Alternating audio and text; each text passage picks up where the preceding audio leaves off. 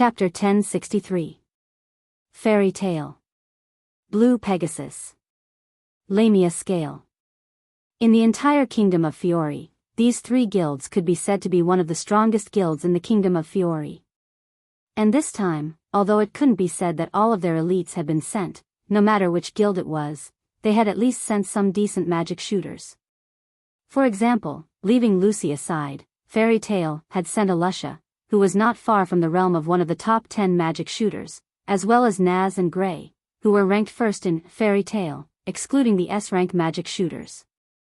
For example, Xiang, Lotus, and Ivan of the Blue Pegasus. Don't look at how they had always been there to act cool and show off. In terms of strength, even if the three of them couldn't be compared to Naz and Gray, they were still much stronger than Lucy. As for Lamia Scale, needless to say, as Gray's senior, Leo was definitely stronger than Gray. Shirley didn't seem to have much of a presence, but she shouldn't be weaker than Lucy, right? But in the end, under such circumstances, a group of magic shooters had joined forces to deal with a single, 6 demon generals, but they were all wiped out by the 6 demon generals. Moreover, Angel wasn't present, Dark Knight had been sleeping all this time, and as the leader, Brian, hadn't made a move until Noah's arrival. The only ones who really made a move were Cobra, Lisa, and Huthead. The three of them had easily taken down the elites of the 3 guilds, including Alusha. Thus, the strength of the 6 demon generals, Oration Cease, Sorcerer could be seen at a glance. To put it bluntly, other than Alusha, the rest of them didn't have the strength to face any of the magic shooters of 6 demon generals alone. Even if it was Naz and Gray, it wasn't impossible for them to defeat the magic shooters of 6 demon generals in a one-on-one situation, but it could only be said that their chances of winning were very low.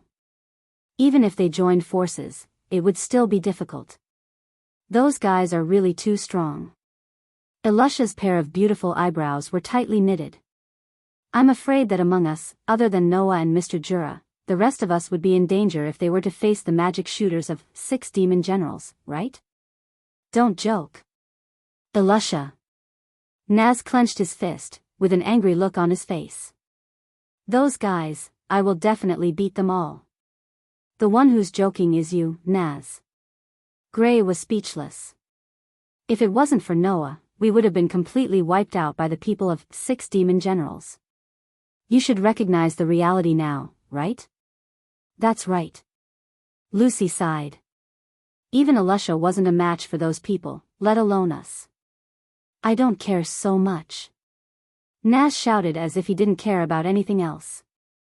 In short, if I don't beat them all, I will never be satisfied. Please calm down. Jura took a step forward and looked around at the people of Fairy Tale.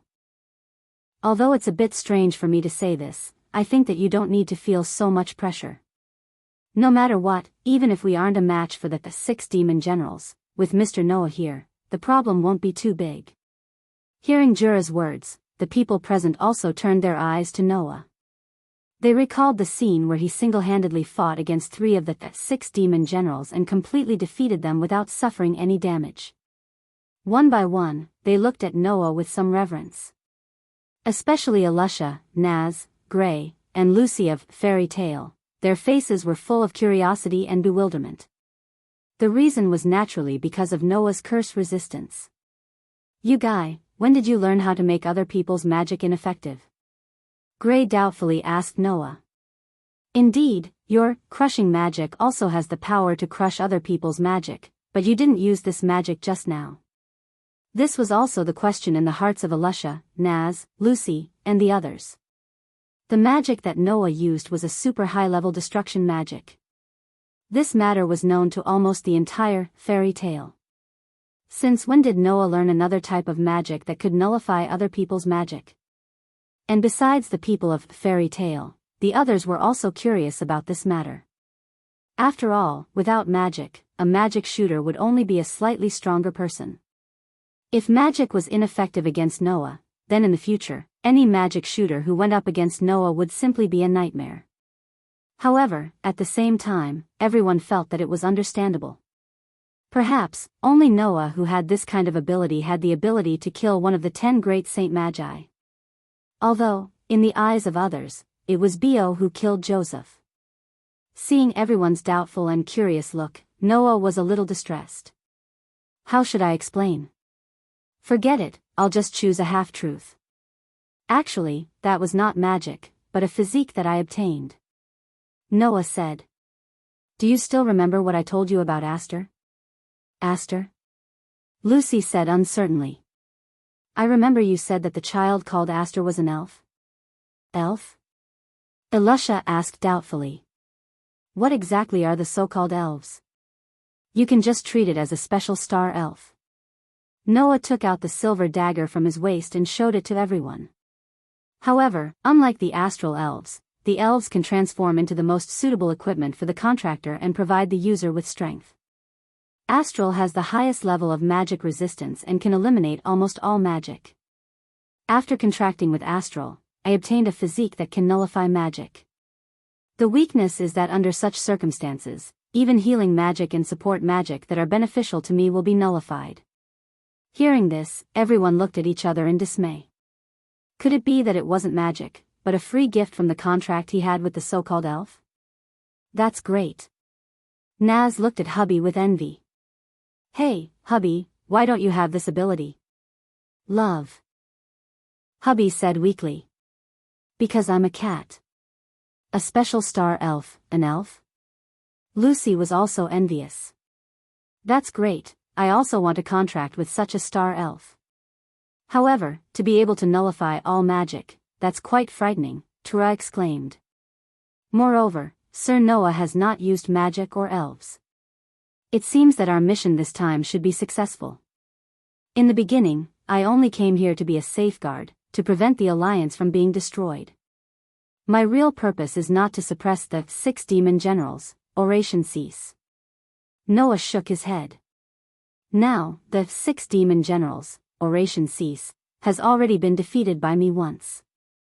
I'm afraid that he won't appear so easily again. He might even ignore us and hide in the dark. After obtaining nirvana, he will immediately leave. At that time, we will be in big trouble. Noah's words made everyone's expression become serious. This was not impossible. So, Miss Anger. Noah turned his head and looked at Anger, who had been silent all this time. Can I trouble you to take us to the stronghold of the 6 demon generals, oration cease? Anger stared at Noah with a gloomy expression. Seeing this, Noah pointed at Iya, who was lying on the ground and being taken care of by Xiang, Lien, and Ivan. His face was full of nosebleeds, which made Angel twitch her mouth. Anger was really unlucky to be captured by Noah. Chapter 1064. In the vast sea of trees, the magic shooters from the 4 major guilds moved forward in groups. They crossed the tall trees as they walked in a certain direction. Looking at the endless sea of trees, everyone's energy and patience were depleted bit by bit. Is it really this direction? Lucy's feet hurt from walking, and she couldn't help but rub her ankle as she complained. We've been walking for more than an hour. If we continue walking, the sky will be dark. Indeed. Elisha raised her head and looked at the gradually darkening sky. It will be dark soon. By then, it will be even more difficult to find the enemy's stronghold. How troublesome. Gray scratched his head and glanced at Angel, who was tightly bound by the chains. He asked Noah, who was holding the other end of the chain. Could it be that this woman is playing tricks? It's up to you to believe it or not. Anyway, I've already told you the location. Angel looked like she was going to do whatever she wanted. If you don't believe me, then don't go. At this point, Angel twisted her body and said coquettishly to Noah, who was holding the chain. I say, you've already tied me up for so long. Shouldn't you let go of me? Let go of you? Noah pursed his lips. In that case, won't you just run away? Even if I run away, I won't be a threat to you anymore, right? Angel said pitifully. You've already confiscated my celestial key. Without the celestial, I don't have the slightest bit of combat power as a celestial magic shooter. Moreover, I've already told you all the information. To you, I'm already useless. Wouldn't it be a hindrance to have me by your side? Even if that's the case, what do you plan to do if I let you go? Noah said indifferently. Don't forget, to the oration cease, you are now a traitor. If the oration cease finds you without any battle strength, I don't think I need to tell you what will happen to you, right? Allah. And Jia revealed a flirtatious smile. Could it be that you're concerned about me? You can think whatever you want, Noah said without turning his head. If you really want to leave, wait until we deal with the 6 demon generals, oration cease, and I will do as you wish. Hearing Noah's words, the smile on Angela's face gradually disappeared. After a while, she spoke in a bored tone. You're such a boring man. While speaking, Naz, who was walking in front, suddenly stopped, and a rare serious expression appeared on his face. Everyone, be careful. There are many scents up ahead. Everyone at the scene stopped in their tracks. I smell it too, Wendy, who had been following Noah closely, said nervously. The smell of many people suddenly appeared. It must be the sorcerers from the subordinate guilds brought by the oration cease, right? Elusha's beautiful face tensed up. What do you think? Do you want to fight? Fight? Gray narrowed his eyes.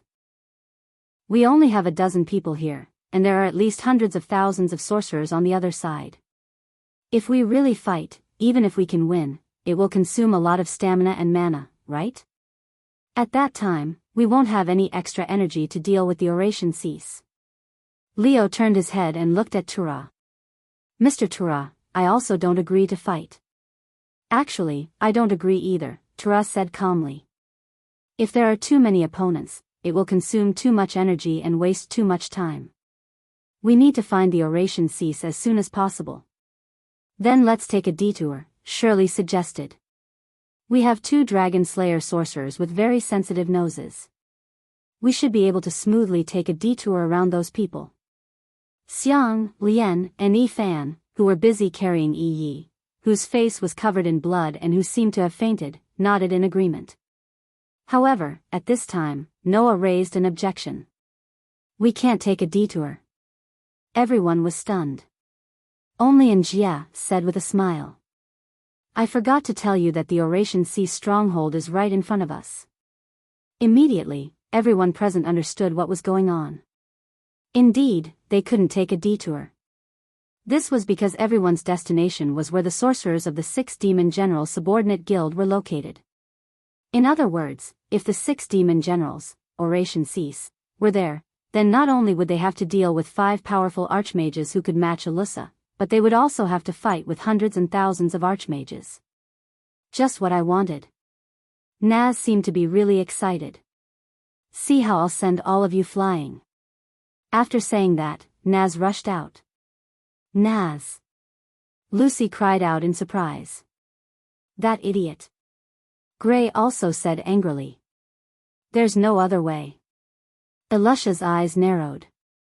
2 rays of light flashed in her hands, and she tightly grasped 2 knight swords that suddenly appeared. We can only go. Although everyone more or less had a headache, at the same time, they also felt relieved. Tura was right, now was not the time to hesitate. If they hesitated because there were a large number of sorcerers in the oration cease stronghold, then it would not be a good thing. Although Naz's behavior was too reckless, it also resolved the hesitation in everyone's heart. This kind of charisma, probably only people like Naz who would fearlessly move forward could have it. Noah suddenly smiled and rushed forward with everyone. After rushing out of the monotonous sea of trees, a vast scene appeared in front of everyone. What appeared in front of everyone was a river. There was a small stream in the river. At the end of the stream, there was a cave with a wooden gate. Around the cave, sorcerers with weapons were patrolling. When they found traces of Noah's group, all of them showed fierce expressions. The people of the regular guild have appeared. Kill. Kill them all. In the next second, the sorcerers with weapons shouted while rushing in the direction of Noah and others. Get out of my way. Naz rushed forward without any hesitation. Don't block my way. A burst of surging flames rose from Naz's body, making him look like a huge fireball as he rushed forward. Naz, whose entire body was burning with flames, charged into the crowd like a chariot. Everywhere he passed, everyone was knocked flying, setting off a burst of flames and dust. The scene could be said to be extremely violent. Maintaining this momentum, Naz ignored the sorcerers and rushed into the cave. That idiot. Gray was about to explode in anger. He actually rushed in alone? Noah also looked at Naz rushing into the cavern and then at the army of high mages rushing over. He suddenly said, "Let's go. I'll take care of these guys. You guys go in and deal with the people inside." What? Everyone was taken aback. "That's not right," Lucy said in surprise. "We should block the sorcerers here, and you should deal with those guys, right?" "No, in the face of so many enemies, our physical strength and magic power are limited. Instead, we should deal with the generals," Elisha said calmly. "And Noah is not afraid of magic attacks. Even in the face of so many enemies, there's no problem. Leave it to Noah. In addition, those who think they can't deal with the people inside, stay and cover them." Should I really say, as expected of Elisha? After making up her mind, Elisha didn't hesitate and directly rushed in the direction of the cave. Gray, Leo, and Kara's eyes flashed, and they also rushed in. Watching the group leave, Noah glanced at the sorcerers rushing towards him, and the corners of his mouth gradually curved into a dangerous arc. "It's rare to have a chance, let me make a big fuss." Chapter 1065. Stop them. In the cave, a group of miscellaneous soldiers was also guarding. Seeing Elisha, Naz, Gray, Leo, and Kara rushing in, they were startled at first, before fiercely rushing over. But these miscellaneous soldiers simply couldn't stop the rampaging high mage of the Dragon Slayer. "Didn't I say?" An even more surging flame burned from Nazi's body, illuminating his furious face. "Get out of my way." Under Naz's violent roar, the huge fireball-like ball of flames rampaged through the entire cave, knocking away all the miscellaneous soldiers blocking the way, causing heavy collisions and mournful screams to echo as he continued to rush into the depths of the cave. It had to be said that Naz's rampage was more effective than any attack in the limited space of the cave.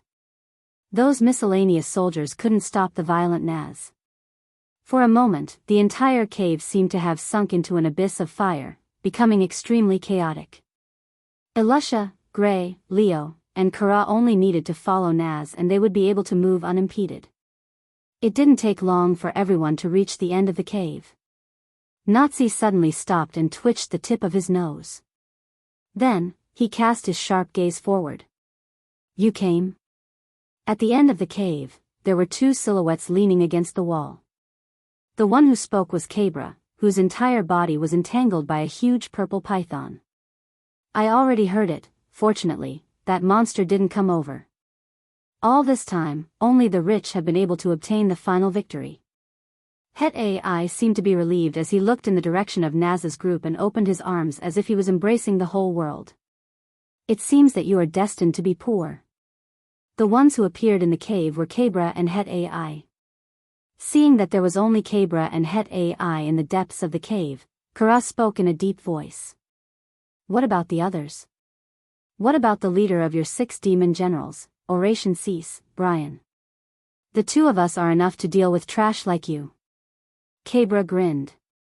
"As long as that monster is not here, no matter how many of you come, you won't be a match for us."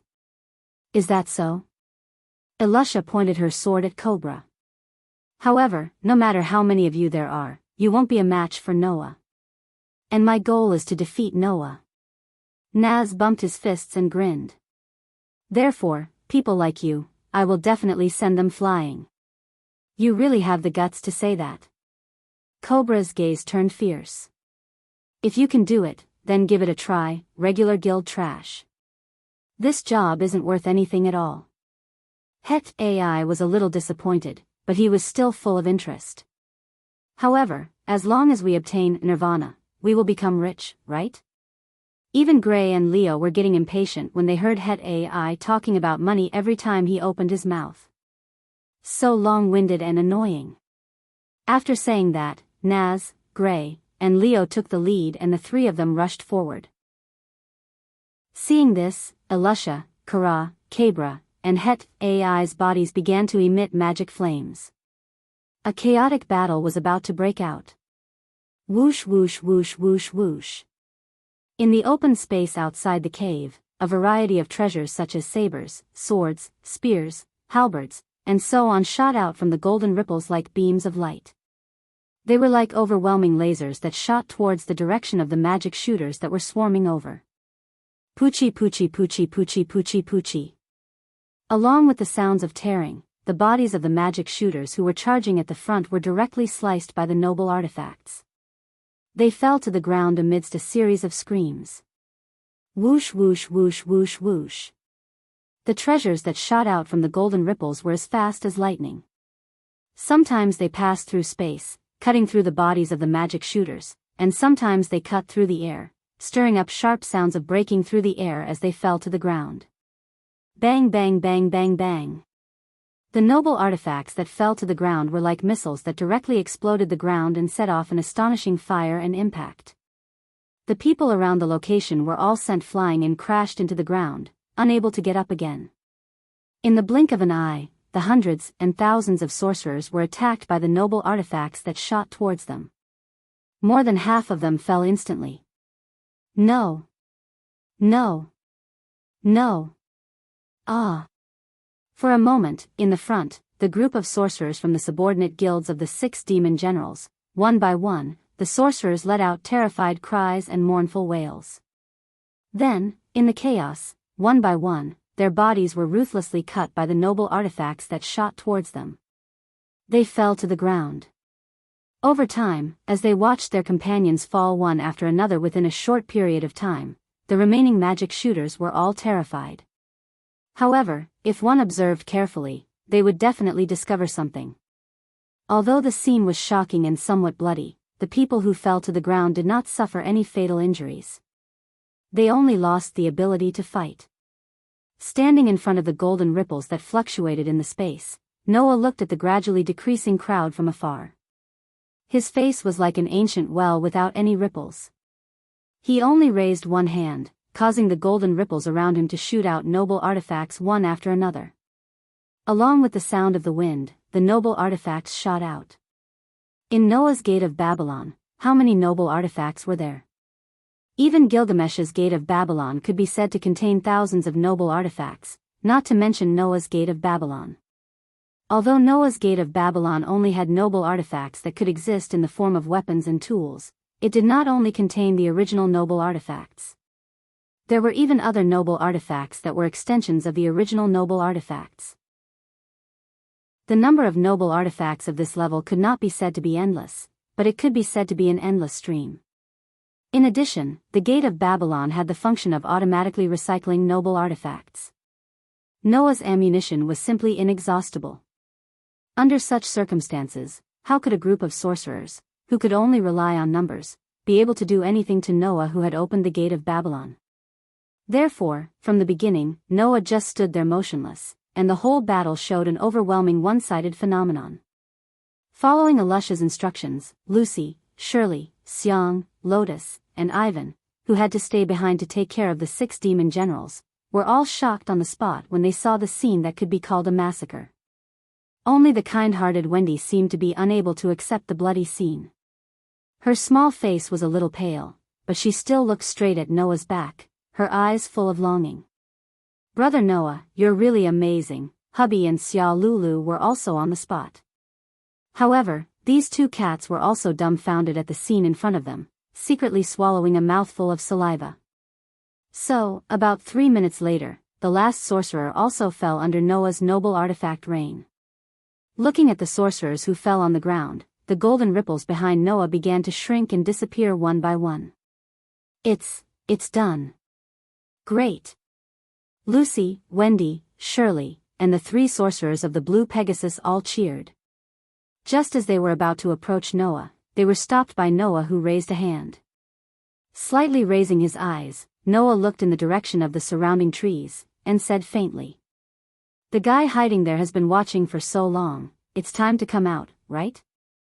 As soon as the voice fell, the whole space suddenly fell into a strange silence.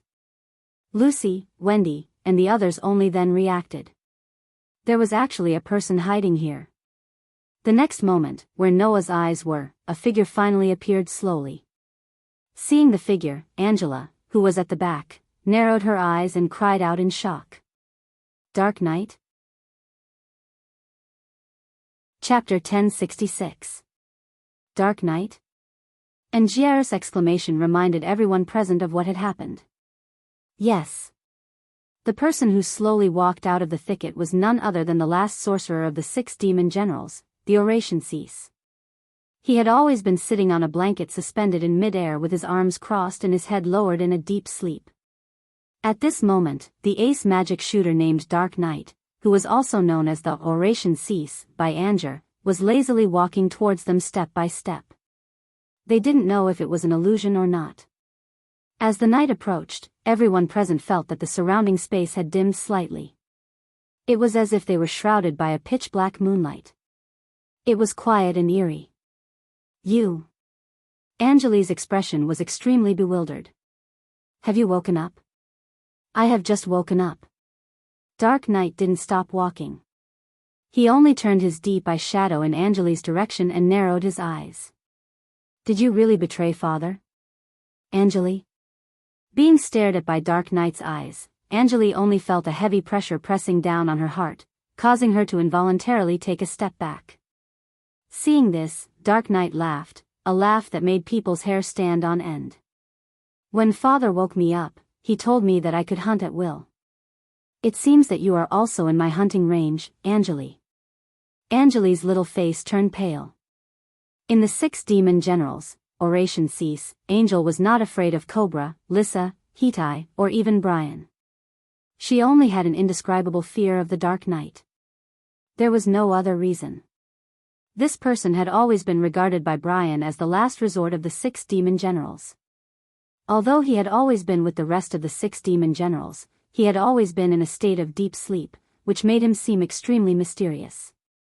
If it was the rest of the 6 demon generals, Angeli was confident that no matter who it was, even if she couldn't win, she wouldn't lose. But facing Dark Knight, Angeli really didn't know what kind of power this person had.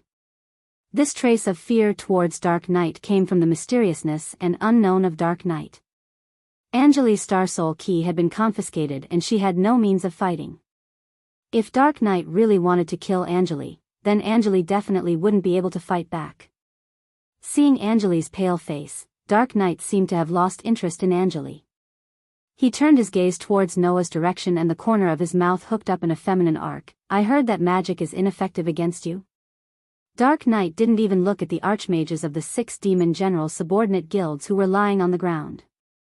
Dark Knight was actually more concerned about Noah's constitution than the safety of his companions. And then? Noah glanced at Dark Knight. What are you trying to say? No, it's nothing. Dark Knight stopped and spread his hands. I'm just slightly interested in you, who has the same kind of magic. According to the information Angeli revealed, Dark Knight seemed to have some kind of method that could make magic ineffective. Therefore, even if he was in a state of hibernation, this method would still work, making the enemy unable to even touch Dark Knight's hibernation state. In this aspect, Dark Knight was indeed somewhat similar to Noah. But, can you only make magic ineffective? Dark Knight showed Noah an arrogant and feminine smile. My magic can nullify any attack, Linley said. After saying this, Dark Knight slowly extended a hand towards Noah's direction. A whirlpool-like magic suddenly fluctuated in his palm. Noah's gaze slightly trembled. Pung! In the next moment, the space where Noah was suddenly filled with a frenzied airflow without any warning. Like an explosion, it exploded and shook in all directions. Noah! Lucy cried out in alarm. Brother Noah! Wendy covered her mouth and almost wanted to rush out. However, at this time, in the frenzied airflow that suddenly exploded like an explosion, Noah's figure suddenly retreated. With a point on the ground, his figure nimbly jumped a few times and steadily landed on the ground. Seeing this scene, everyone breathed a sigh of relief. However, when everyone saw Noah's situation, they were all speechless. Because, at this moment, Noah's clothes seemed to have been cut by a knife and became tattered. This sorry state made everyone's hearts suddenly tremble, and they were all speechless. Whether it was against Brian, Cabra, Hedi, and Lisa of the 6 demon generals, or against the group of magic shooters of the subordinate guilds of the 6 demon generals, Noah had always been invincible, as if even if the sky fell down, he would not be harmed at all, causing everyone to be in awe of Noah's strength. At this time, although Noah did not seem to have suffered any injuries, his sorry state was enough to make everyone worry. See? Dark Knight, who extended a hand towards Noah's direction, laughed arrogantly. Although magic can't be effective against you, I can use magic to distort the airflow, and let the rapidly rotating airflow form a cutting effect on your body. You won't be able to nullify it. This was also the reason why Hedi was able to trap Noah's feet when he softened the ground. This was because Noah could only deflect magic that was used on his body, but he could not nullify magic that was used on the ground to soften it. As for me, not only magic, as long as it's used on me, it will be nullified. Dark Knight looked directly at Noah and pursed her lips. So, you can't win against me. The whole place suddenly became silent. Under everyone's gaze, Noah straightened his body and looked at his tattered coat. He frowned and stretched out his hand to tear his clothes apart. Rip! With the sound of cloth tearing, Noah's upper body was exposed, leaving only a pair of cut pants on his body. Seeing this scene, Wendy and Lucy blushed at the same time. On the other hand, Noah threw away the torn clothes and looked straight at Dark Knight. Are you done talking? Oh. Dark Knight raised her eyebrows. Are you still going to act tough? Act tough? Noah shook his head. No, I just want to tell you that you talk too much. As soon as he finished speaking, a golden ripple suddenly fluctuated in the space around Noah's body, and a spear was ejected from the ripple and shot out. With a faint sound, the spear that was shot out like a beam of light suddenly changed direction when it was about to land on Dark Knight's body. It was as if it was forcefully deflected and shot into the distance. Dark Knight, who only reacted at this time, was slightly shocked. What a fast shot, just now. If the spear had not suddenly changed direction, Dark Knight, who did not even have time to react, would have fallen. Unfortunately, not only can my magic, twist, distort any object, but it can also distort all attacks, including magic. Dark Knight smiled confidently. So, your attack is useless against me. Before he could finish his sentence, a sharp sword suddenly cut through space and shot in the direction of the Dark Knight. Poochie! With a clear sound of flesh being pierced, the sharp sword that was shot out like a laser directly pierced through Dark Knight's shoulder. It did not lose its momentum and directly carried Dark Knight's body away like an arrow released from a bow, nailing him to a rock. Ah! Dark Knight's screams echoed in the space. Glancing at Dark Knight, who was nailed to the rock, clutching his shoulder and crying out in pain, Noah could not help but laugh. So, you talk too much. No matter what your magic is, as long as you know that it is magic, there are many ways to make you fall. After all, there are also relics used for magic, right? Chapter 1067. It was a spell that could distort anything and deflect all attacks aimed at oneself, twist. It had to be said that the effect of this spell was very powerful, very powerful. If it was used well, even if it could not be said to be invincible, it could at least guarantee that one would not lose in a situation where one could not win. Looking at the level of magic in this world, the twist magic of the Dark Knight was probably at the same level as crushing magic. However, this type of overly powerful magic usually had an irreversible weakness. The weakness of crushing magic was that it was very difficult to control. Even Kildas was unable to control it perfectly. From time to time, he would let crushing magic go out of control and cause all kinds of external damage. Noah, who also learned crushing magic, if he did not put in a lot of effort in controlling magic when he was young, then in the end, he would also not be able to completely control crushing magic. But even so, in order to completely control the shattering magic, Noah had spent a total of 4 years of training. This allowed this invincible magic to become a powerful weapon even after fusing with the beast horde incarnation. One could well imagine how powerful it was. The twist magic of the Dark Knight was similar to Noah's crushing magic. One was able to crush everything. The other was able to distort everything. But naturally, it had a weakness. Noah did not know where the weakness of the twist magic of the Dark Knight was. But as long as he knew that it was magic, then he could take out a noble artifact that specialized in magic and had the effect of breaking magic. If he wanted to solve it, it would be very easy. As mentioned before, the magic of this world and the magic of the moon world were basically the same. Although the two were definitely not the same mysterious, since they were both miracles that were driven by magic, then the noble artifact used for magic would be effective. In the end, there was no need to say what happened to the Dark Knight. Moreover, even if the noble artifact used for magic could not break the twist magic, Noah still had Aster.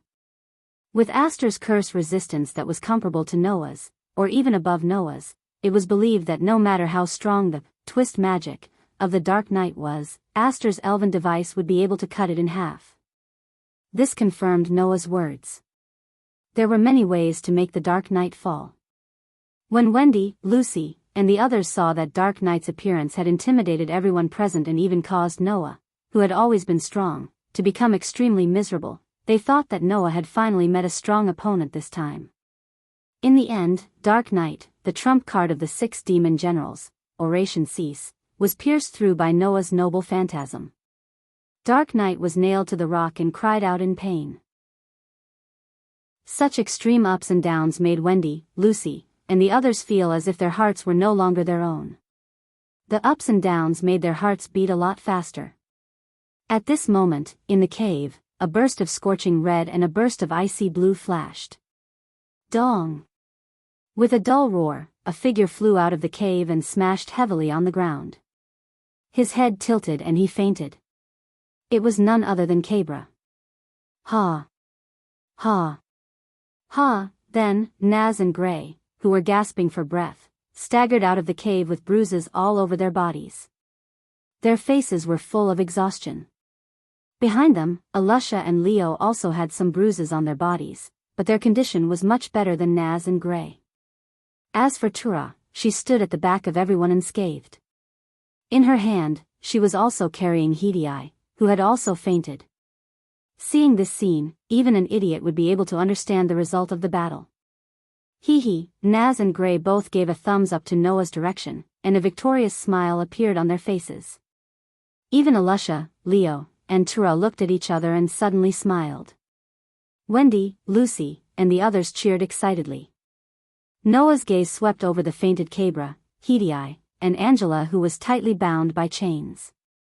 Then, he glanced at Dark Knight, who had his shoulder pierced through and was nailed to the rock, screaming in pain. He also could not help but smile. At this point, including Lisa, who was defeated by Noah at the beginning, 5 of the members of the 6 demon generals, Oration Cease, one of the 3 dark guilds of the Baram Alliance, were all defeated. Only one person was left. In the depths of the endless sea of trees, Brian, who was holding the skull staff, was moving unswervingly in one direction. The rest of the members of the 6 demon generals, Oration Cease, stayed behind to defend against the attacks of the regular guilds, and he himself would go to the location of Nirvana to remove the seal of Nirvana. He would obtain this terrifying magic that could control people's hearts and use it as a weapon to counterattack. This was the plan that Brian had laid out. It was a very simple and effective plan. If possible, Brian did not want to be so passive. The dignified 6 demon generals, Oration Cease, one of the most powerful guilds in the entire continent's dark world, an existence that everyone feared. Now, because of one person's interference, they had fallen into such a sorry state. This was not what Brian wanted to see. But after seeing how powerful Noah was, Brian could no longer believe that the 6 demon generals, Oration Cease, could defeat the magic shooters of the regular guilds. If he wanted a complete victory, it was absolutely necessary to obtain Nirvana. But now that Dark Knight has awakened, maybe there is a way to deal with that man. Like Dark Knight, Brian also believed that Noah could only nullify magic, while Dark Knight could nullify all attacks. Their level was one level higher.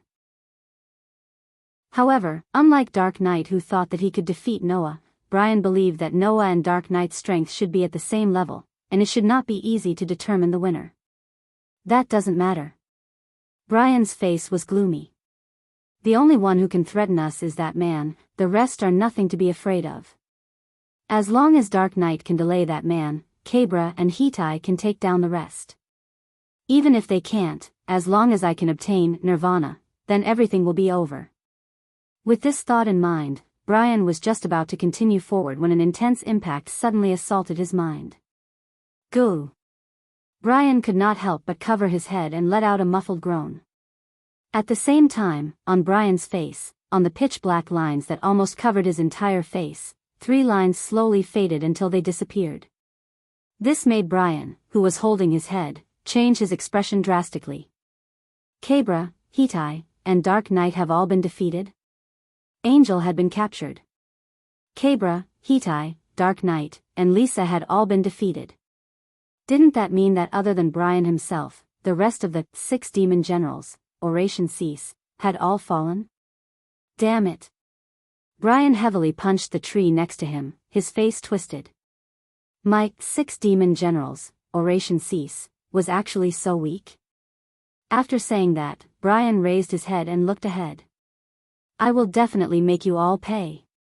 In front of Brian, there was a towering tree that clearly did not fit in with the surroundings. Furthermore, that large tree had a strange color all over its body. Looking at the big tree, Brian laughed maniacally. I've finally found you. After saying this, Brian directly stepped forward, reached out a trembling hand, and pressed it on the tree and the next moment, a gorgeous pillar of light suddenly rose up and shot into the sky. At the front of the cave, Noah, who was watching Alusha's group tie up the 6 demon generals, Oration Cease, suddenly felt a strange magic surge from the depths of the forest, causing his heart to tighten. He quickly turned his head and looked into the distance. What is that? Besides Noah, Wendy, who was the first to discover the abnormality, also exclaimed and pointed into the distance, attracting everyone's attention. In the next moment, the scene of a pillar of light shooting into the sky was imprinted in everyone's eyes. Chapter 1068. The brilliant beam of light soared into the sky from the center of the sea of trees. It shot directly into the sky, shaking the air and setting off a burst of turbulence, causing the entire space to tremble slightly. What is that?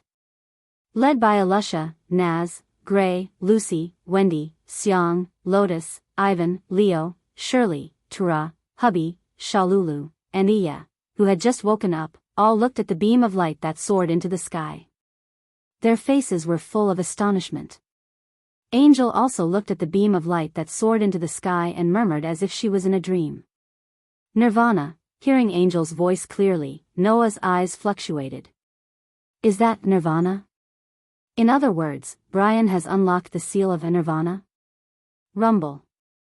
Just when everyone present was stunned by the beam of light that soared into the sky, the entire ground suddenly trembled. The degree of tremor could even be compared to a magnitude 10 earthquake. Whoa!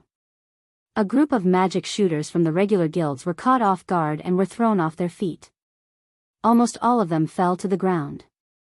Not only that, the tremor of the ground became more and more violent. In the end, the ground of the entire sea of trees seemed to have begun to tremble, causing many trees to wail and fall down in bursts of kacha-kacha sounds. Noah, who was trying his best to stabilize his body, suddenly felt it at this moment. There seemed to be something extremely huge underground that was about to break out of the ground and drill out of the ground. Boom! In the next instant, the ground in the sea of trees suddenly exploded with a loud boom, kicking up a large amount of dust and sand, as well as countless pieces of gravel. Violent gales shook the entire sea of trees as if the heavens were collapsing and the earth was collapsing. The numerous magic shooters in front of the cave did not even have time to react before they were completely buried by the sand and soil that was stirred up by the violent eruption of the ground. Bang! It was also at this moment that a golden light suddenly flew out from the sand that covered the entire cave. Wherever it passed, the sand that surged like a wave was directly blown away and rushed into the sky. It was an ark that was made of resplendent gold and emerald gemstones. It looked like a beautiful bird. It was the ancient flying machine called Vimanas. Carrying all the sorcerers from Fairy Tale, Blue Pegasus, Lamia Scale, Catch Shelter, and even Oration Cease, the golden ark lifted the sand that was buried and rushed into the sky. It only stopped when it reached a high altitude that was not affected by the sand. With one hand on the armrest of the throne, Noah turned his head and looked at the deck of the Vimanas. "Are you all okay?" On the deck of the Vimanas, everyone was swaying left and right. They were either lying on their stomachs or kneeling. Their faces were filled with lingering fear. If not for Noah taking out the Vimanas at the last moment and carrying everyone and flying into the sky, everyone here would have been buried alive. "We are fine." Elisha was the first to recover. She took a deep breath and her expression returned to normal. "What happened?" Noah didn't say anything. He just left the throne of the Vimanas and went to the front of the hall to look down. Everyone present looked at each other in dismay. Then, one by one, they came to the edge of the deck of the Vimanas and looked down. The scene that entered everyone's eyes made everyone's expression change, and they were all shocked. Rumble. Under the tremors of the ground of the forest ocean, a huge creature squeezed out of the hard mud and rocks and drilled out from the ground. At first glance, that huge creature looked like a giant spider with 8 long legs. As for the 8 legs, they were all connected to a circular plate. It was a circular plate that seemed to be formed by a city. Inside it sat buildings made of stone. It looked like an enormous ancient relic. Naturally, such a giant spider was not a real spider. Its entire body was made of stone. Even the city on it was made of stone. However, it was precisely because of this that the group of sorcerers on the Vimanas were all shocked. "What? What is that?" Lucy asked in shock. "A city? That is the city where the Nelbit tribe used to live." Angela looked at the huge creature and said without blinking. The Nelbit tribe remodeled the city they lived in and created Nirvana. After realizing its danger, they sealed Nirvana together with the city under the forest ocean. In other words, Noah stared at the huge creature that looked like a giant spider. "That city is Nirvana?" Angia nodded slowly. Her gaze had long been taken away by the huge city, and she couldn't care about anything else. That was natural. The magic called Nirvana was something that the 6 demon generals, Oration Cease, had always been searching for. Now that this thing had finally appeared in front of Angia, how could she not be distracted by it? At this moment, a maniacal laughter sounded from the center of Nirvana. "Finally. It's finally mine. The super reversal magic Nirvana, that has the right to judge light and darkness is finally mine. Ha ha ha ha." Hearing this voice, everyone finally regained their senses from their shock. Moreover, their hearts sank. The super magic that could reverse light and darkness, and control a person's heart at will Nirvana. If this magic fell into Brian's hands, it would be a disaster for the entire world. Not to mention other things, as long as Brian used Nirvana, then the guilds that were originally in the regular ranks would completely become the slaves of darkness. They would kill each other and walk towards destruction. At that time, the entire continent would become a slaughterhouse dominated by terror and chaos. Once they thought about how the entire world would become such a terrifying era, everyone's hearts sank to the bottom. It became extremely heavy. At this moment, Brian seemed to have noticed Vimanas floating in mid-air and immediately let out a cold laugh. "Then, let me use you guys to test the power of Nirvana." After saying this, the gigantic spider-like monster lifted one of its huge rock legs and changed its direction, directly facing Vimanas, floating in mid-air. In the next instant, at the front of the gigantic disc that carried the city, a pitch-black hole suddenly opened towards the direction of Vimanas. Suddenly, an astonishing amount of magical energy condensed within, transforming the magical energy into a substantial whirlpool as it unceasingly converged towards the inside. Not good. Gray loudly shouted. It's a magic cannon. As soon as he finished speaking, Brian's voice rang out once again. Disappear. Bugs. Inside the pitch-black hole that was facing Vimana's, an astonishing amount of magic power condensed like a whirlpool. Amidst the vibrations in the air, the magic power transformed into a gigantic beam of fatal light that pierced through the air and shot out. Noah's pupils constricted. He suddenly stretched out his hand and suddenly placed it on the armrest of Vimana's throne. Vimana's, which was floating in mid-air, suddenly trembled, and without any warning, shot out diagonally. The huge beam of light immediately brushed past Vimana's, not far from the space around Vimana's. Under the situation where the temperature in the air rose steeply by a few degrees due to the friction, it landed in the air and shot towards the horizon. Chapter 1069. The gigantic light beam rubbed against the air as it violently shot past the hovering Vimana's. The violent turbulence it stirred up caused the resplendent golden arc to be flung a distance away, causing it to violently sway. Ah! On the deck of the Vimana's, a group of magic shooters with decent strength couldn't help but cry out in alarm. On the violently swaying Vimana's, they lost their balance and fell from side to side, falling into chaos. Noah was also unable to stabilize his body under the violent shaking. He could only hold on to the armrest of the throne and try his best to maintain his balance. He shouted to the people on the deck. Hold on tight. After saying that, under Noah's control, the violently shaking Vimana's shot out 2 jets of light from its back, transforming into a solid propelling force. It flew through the air like a meteor, drawing a perfect arc as it circled behind Nirvana. Ha ha ha ha. Brian's loud laughter resounded. What's wrong? Bugs? Do you only know how to run? Like a giant spider, the giant creature suddenly lifted one of its clumsy legs. Who? In the next moment, that clumsy giant leg was like a giant whip that seemed to be able to shake the heavens and earth. With an astonishing speed, it streaked across the sky and swept towards Vimana's, who had transformed into a meteor in midair. The size of the Nirvana, which carried an entire city and was transformed from an entire city, was imaginable. If Nirvana was compared to a moving mountain, then Vimana's would be a small bird resting in a forest on the mountain.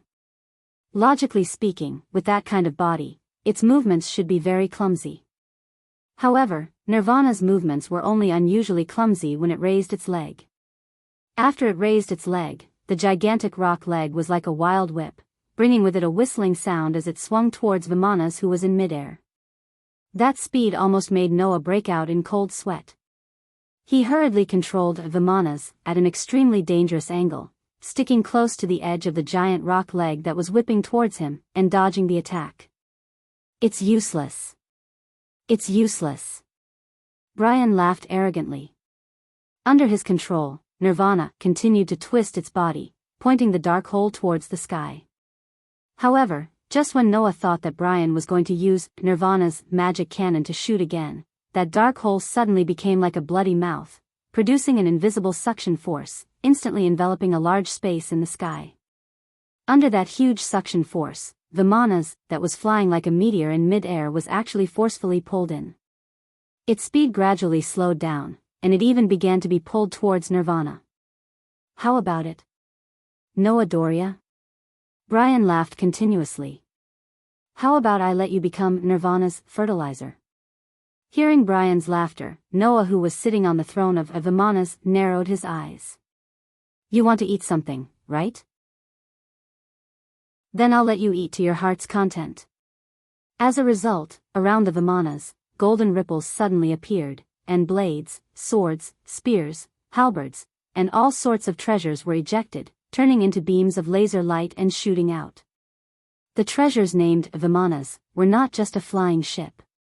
As previously mentioned, Vimana's was not only equipped with various treasures, it was also equipped with ancient nuclear warheads and other excellent weapons, which possessed extremely powerful attack power. Suddenly, under the astonishing suction force of Nirvana, the treasures equipped on Vimana's were directly pulled in by the astonishing suction force. Like a stream of light falling from the sky, they pierced through the air and landed on Nirvana's dark hole. Peng peng peng peng peng. In the next moment, a series of terrifying explosions shook the black hole of Nirvana, setting off flames and a storm, exploding open. The suction force from the dark hole suddenly disappeared, allowing Vimanas, which was pulled in by the suction force, to fly straight into the sky. After nimbly sweeping across an arc, it once again shot towards Nirvana. In the golden ripples around Vimanas, brand new treasures emerged from the center of the ripples as if they were water. Once again, they turned into lasers and shot towards Nirvana below. Peng peng peng peng peng. In Nirvana's city, a series of astonishing explosions rang out, causing the huge spider to tremble as if it was struck by lightning. The flying treasures named Vimanas were constantly hovering in the sky above Nirvana, continuously releasing powerful treasures. It was like a fighter jet launching missiles, bombarding Nirvana's city. On the other hand, Nirvana was continuously raising its huge rock legs, which were like tentacles, continuously sweeping towards Vimanas in midair. Unfortunately, under Noah's control, Vimanas was able to dodge the incoming leg whips with a thrilling angle every time. Hovering in midair, the fighter jet continuously launched missile-like attacks towards the huge monster below. Waving its tentacle-like leg whips on the ground, it was like a crazy huge monster. That scene was simply like a fighter jet attacking a monster. It was extremely shocking. As time passed, Brian, who had been attacking for a long time, started to get anxious. Could it be that even the ultimate weapon from the ancient times can't deal with a regular guild's little devil? No. Brian's eyes were about to split open. I don't believe it. On the ground, the gigantic spider abruptly halted its whipping motion, as it lifted up the black hole that had been blasted into smithereens. Once again, it aimed towards the Vimanas in the sky. An astonishing amount of magic suddenly condensed in the black hole, stirring up a whirlpool of magic. Seeing this scene, Noah understood. Brian had decided to stake everything on this one throw. Since it's like this, I'll let you and that weapon that should have disappeared in the long river of history disappear together. After saying this sentence, Noah stood up from the throne and slowly walked towards Vimanas's deck. At the same time, a golden ripple appeared around Noah, and a noble artifact was ejected, falling into Noah's hands. At this moment, everyone who was trying their best to hold on to the spaceship were all captivated by the noble artifact. It was a sword. It looked like it was made of gold, but the body of the sword was as bright as silver. The sword's edge was solid gold, and the sword's hilt was deep blue like a gem. Along with the sound of vibrations, a burst of bright light suddenly burst out from the golden holy sword. At this moment, in the sea of trees below, whether it was the ground, the trees, the rivers, or even the cliffs, all of them were emitting a golden light, flying towards the horizon, flying towards the holy sword in Noah's hand, wrapping around the sword's body. Disappear. Below, under Brian's roar, a huge beam of magic burst out from Nirvana, soaring into the sky, directly shooting towards the spaceship in the sky. Looking at the huge beam of light shooting towards him, Noah's eyes flashed. He fiercely raised the holy sword in his hand high above his head, and heavily chopped down. Excalibur. A bright and dazzling beam of light burst out from the spaceship, stirring up a layer of violent wind, like the light of the universe descending from the sky, meeting the beam of light that soared into the sky. In the next moment, the two huge beams of light suddenly collided in midair. Heaven and earth suddenly became quiet. Dong! A deafening boom reverberated through the air, bringing with it a shockwave that was capable of destroying everything. The shockwave spread wildly in the air above the sea of trees. Chapter 1070. Boom! Amidst the deafening noise, the shockwave that was mixed with a terrifying force was like an atomic bomb, setting off a terrifying shockwave that swept in all directions. Pa pa pa pa. In the sea of trees below, under the terrifying shockwave, the trees in the area closest to the epicenter of the shockwave broke inch by inch, radiating in all directions and falling down one after another. Kacha kacha kacha kacha. In the center of the sea of trees where all the trees were broken, the ground seemed to have been hit by the shockwave. Amidst the hair-raising cracking sounds, the ground cracked like a spider web and spread along the ground. As for the corner of the sky where the shockwave was at, it set off a terrifying wave of fire. The scorching wave of fire swept in all directions along with the shockwave, blowing away the white clouds in the sky. The two huge light beams that collided with each other were in a stalemate for a while, and then the balance was broken. The bright light beam that fell from the sky pressed down on the huge light beam that soared into the sky. Amidst the trembling sound of the space, it was an overwhelming force that pushed down.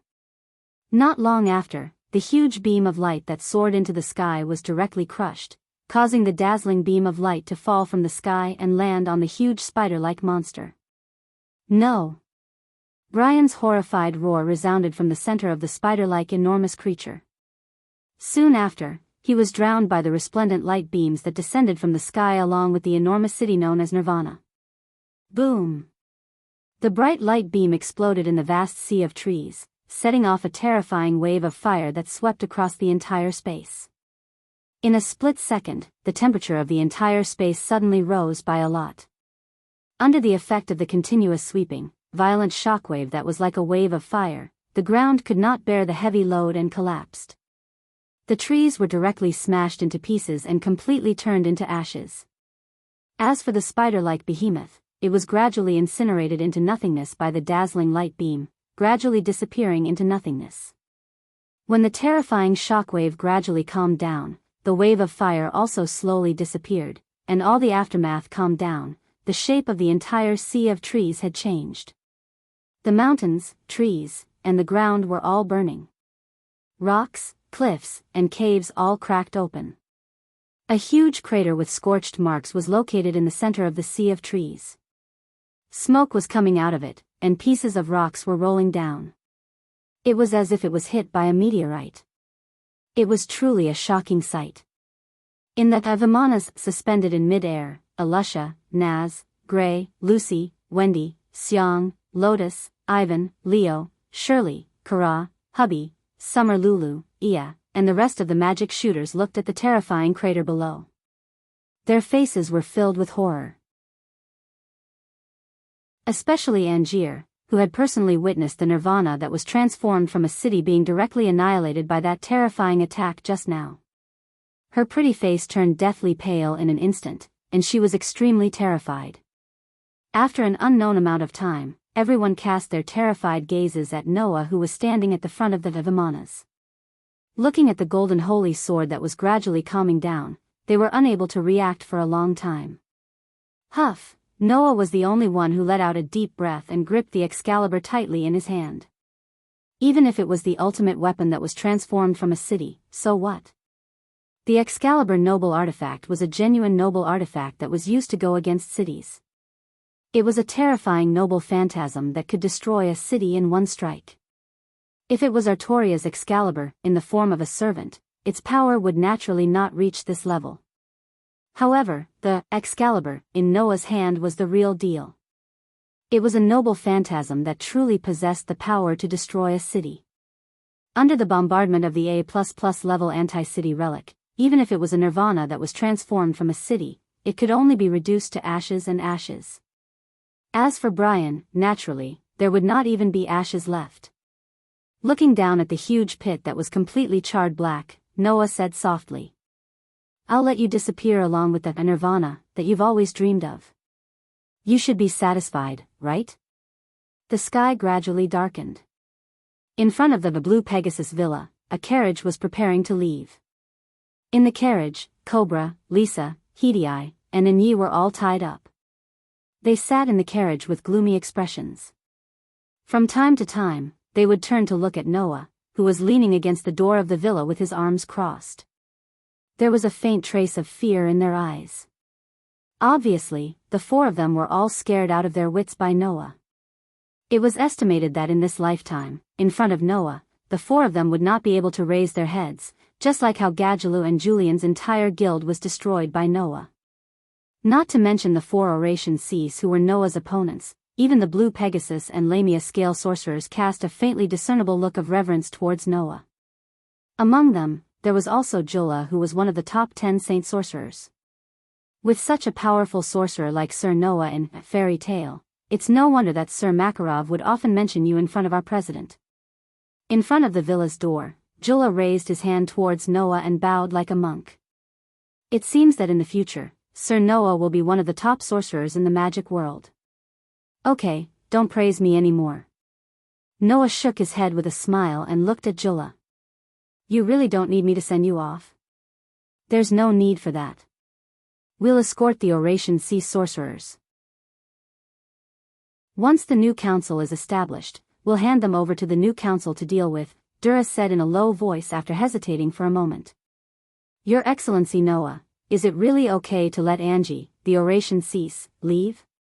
That person can be considered to have provided us with a lot of information, Noah said faintly. Whether it's for public or private reasons, I should do her a favor and let her go this time. Just treat it as my decision. Since it's Sir Noah's decision, I won't say much. Jula nodded helplessly and then smiled. Please say hello to Sir Makarov for me. Of course. Noah nodded. Then, Jula nodded to the others and walked towards the carriage. Goodbye, Gray. Leo, who was standing in front of the carriage, glanced at Gray and smiled provocatively. Next time we meet, I hope you can become stronger. No matter what, I'm surrounded by a group of people with terrifying strength. Under such an environment, it's impossible not to become stronger. Gray was not to be outdone and retorted. But you, the next time we meet, don't lose to me. Leo curled his lips into a smile and followed Shirley and Turtledove into the carriage. Not long after, the sorcerer of the Lamia scale gradually disappeared into the distance. We still need to stay and deal with the aftermath. Yi said in a serious tone while twisting a pose that he thought was handsome. After all, in the Sea of Trees, there might still be quite a number of members of the Oration Sea subordinate guild. These people will be taken care of by the Blue Pegasus. Is this okay? Elusha seemed to be a little apologetic. Don't you need us to stay and help? In this crusade mission, your fairy tale made the biggest contribution. Xiang said jokingly. So, give us a chance to perform. Everyone suddenly laughed. Then, Noah looked around at everyone. Let's go back. Elusha, Naz, Gray, and Lucy all nodded. Only Wendy's eyes began to flicker. Chapter 1071. Noah watched as the group of sorcerers from the Blue Pegasus entered the villa. Just as he was about to take out the Vimanas, he noticed Wendy, who was standing silently at the side. At that moment, Noah's hand paused slightly. Looking at the silent Wendy, he crouched down and knelt on one knee in front of Wendy. What's the matter? Elusha, Naz, Gray, Lucy, and Hubby realized that something was wrong with Wendy. What's the matter? Naz asked without rhyme or reason. Is your stomach upset? Everyone present almost fell down. No. No. Wendy retorted weakly. Then, she looked at Noah with a pitiful look as if she wanted to say something but didn't know how to say it. Looking at Wendy, Noah didn't say anything. Beside him, Xia Lulu interrupted as if she didn't care. Why don't you just say what you think? Haven't you been looking forward to this moment? Xia Lulu. Wendy turned to look at Xia Lulu and asked hesitantly. You don't object? It's useless to object anyway, isn't it? Xia Lulu turned her head away. You've been looking forward to this moment for 7 years. If you don't say it properly, you may not have another chance next time. Hearing Xia Lulu's words, Wendy couldn't help but clench her small hands in front of her. She raised her eyes and looked at Noah cautiously. Seeing this, Noah wasn't in a hurry. He stared straight at Wendy with a gentle smile on his face. This smile made the timidity in Wendy's heart slowly disappear. Instead, she mustered up her courage. In the next second, Wendy said, That's right. That. I think, looking at Wendy's hesitant appearance, Xia Lulu became impatient. Really, is it that hard to express? Xia Lulu looked at Noah with some displeasure. This child wants to follow you back to fairy tale. This sentence made everyone present stand up in surprise. Come back to fairy tale with me? Noah looked at Wendy in surprise. Is that so? Xia. Xia Lulu. Wendy was a little angry. Why are you so direct? Is there any reason that is hard to explain? Xia Lulu said confidently. Isn't this what you've been thinking all along? What are you doing with this guy? Although that is the case. Wendy seemed to be unable to accept it. She nervously and cautiously looked at Noah as she spoke in a mosquito-like voice. I'm afraid that Big Brother Noah won't agree. I have no reason to be unwilling. Noah smiled bitterly and then frowned. But, if you follow me back to fairy tale, what about cat shelter? You don't have to worry about that. Xia Lulu glanced at Wendy and said. This child, when she joined cat shelter, had already agreed with our guild leader that she would join your guild in the future and be with you. Noah was stunned and looked at Wendy blankly. Is that so? Wendy's face was slightly red as she lowered her head. However, she still looked at Noah with eyes full of hope, silently agreeing with Xia Lulu's words. Noah finally smiled. Noah reached out and patted Wendy's head as he spoke softly. I also want to be with Wendy.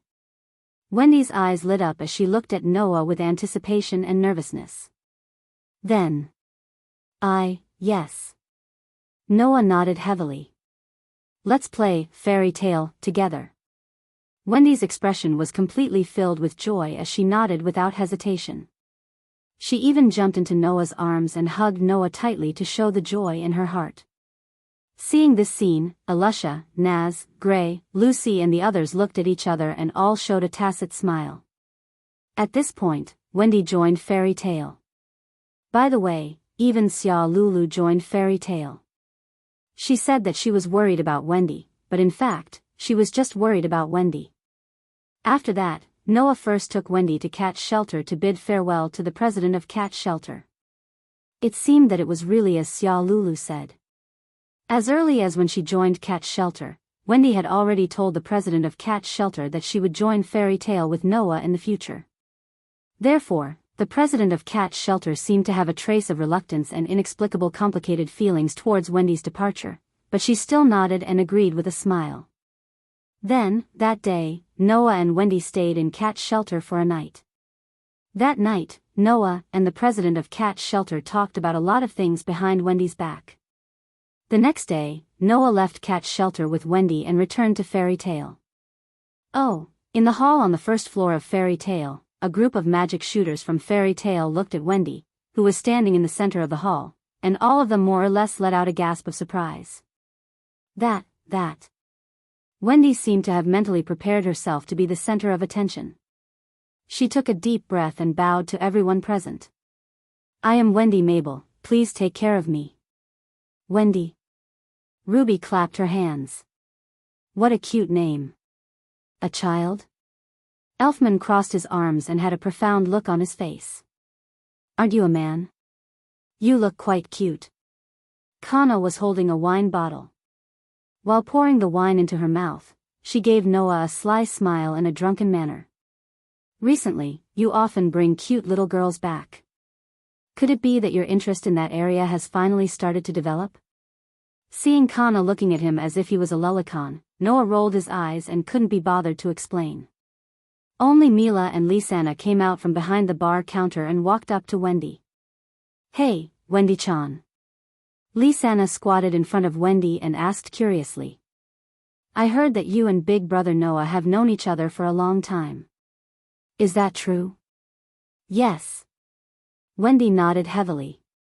I met Big Brother Noah 7 years ago. 7 years ago? Lisanna asked in surprise. I also met Big Brother Noah 7 years ago. It wasn't just Wendy and Lisanna. Even Mira and Elfman had met Noah 7 years ago. Moreover, the time when Wendy met Noah was very close. That was only natural. Back then, Noah had met the Strauss siblings in the client's village because of a mission. It was also because of that mission that he met Wendy in the forest. Although they didn't meet directly, Lysana and Wendy had met Noah at the same time and in the same place. However, after that, Wendy had followed Mishgang on the path to find Grandine and joined the cat shelter. The Strauss siblings had followed Noah to Fairy Tale. This could also be considered as a kind of arrangement from the underworld, right? Of course, Mira, Lysana, and Wendy, who were involved in this matter, were unaware of it. At this moment, Wendy was looking at Mira and Lysana, who were standing in front of her with smiles on their faces, and asked in a trembling voice. You're Miss Mira and Miss Jenny, right? Mira and Lysana nodded with a smile, making Wendy nervous all of a sudden.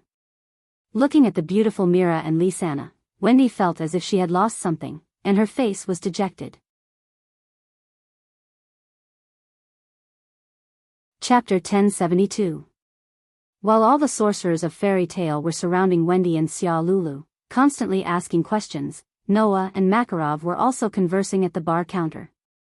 After hearing about the whole crusade mission from Noah, Makarov couldn't help but sigh. I didn't think that there would be a magic sealed in this world like Nirvana that could control people's minds at will. The wisdom of the ancient people is really something that we sorcerers have to admire. On this point, Noah and Makarov had the same idea. It wasn't just Nirvana. In today's magic world, many super magics were left behind from ancient times. Not to mention others, the three great magics of Fairy Tale were developed by the first president, Mavis.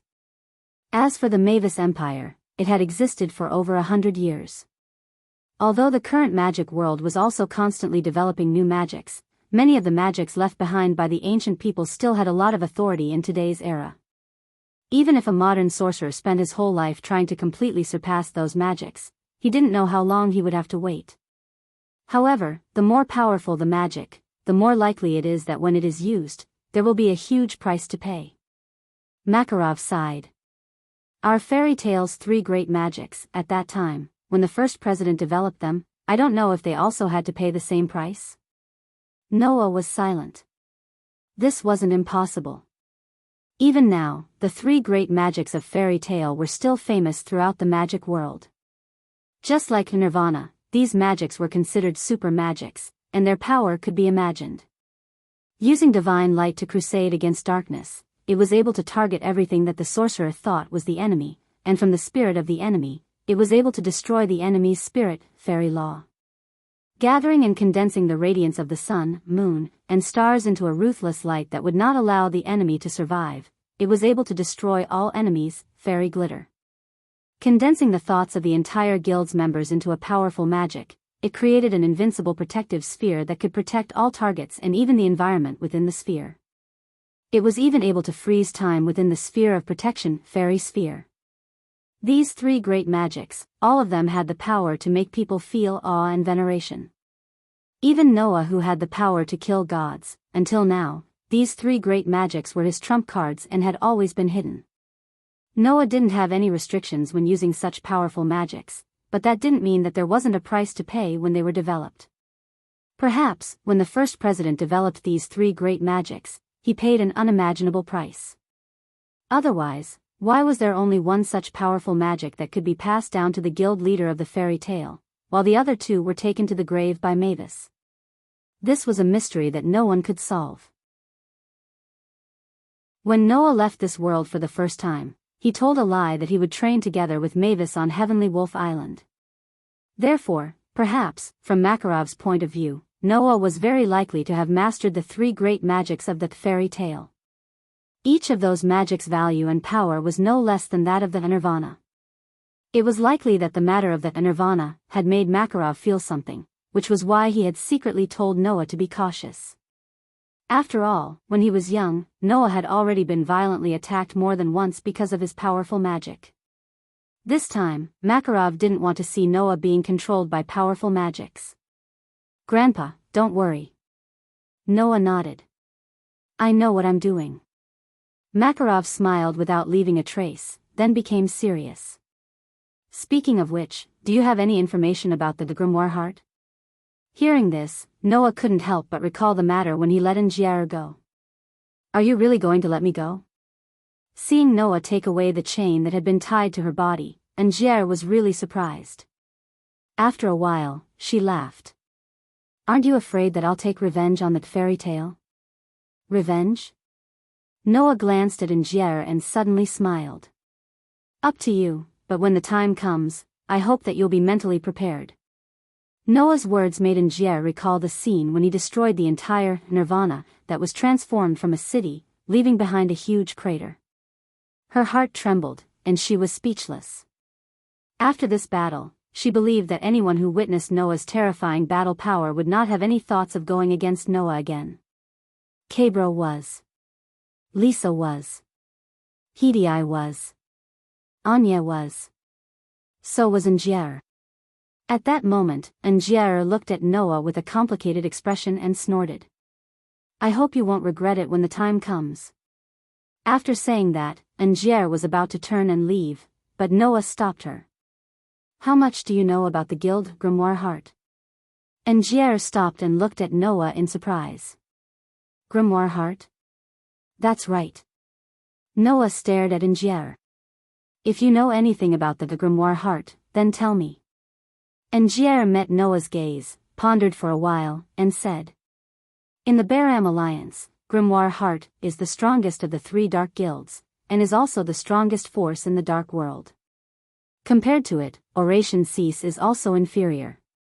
There are many members in this dark guild, and the rest are just small fries who are not worth mentioning." Angier looked at Noah. "However, in the Grimoire Heart, there are 7 people who were carefully cultivated by the guild leader of the Grimoire Heart, Hades. Every one of them is a powerful sorcerer who can use lost magic." 7 sorcerers who can use lost magic. Noah was stunned. Lost magic. It was the ancient magic that was long lost, powerful, and could only be used by a very small number of sorcerers.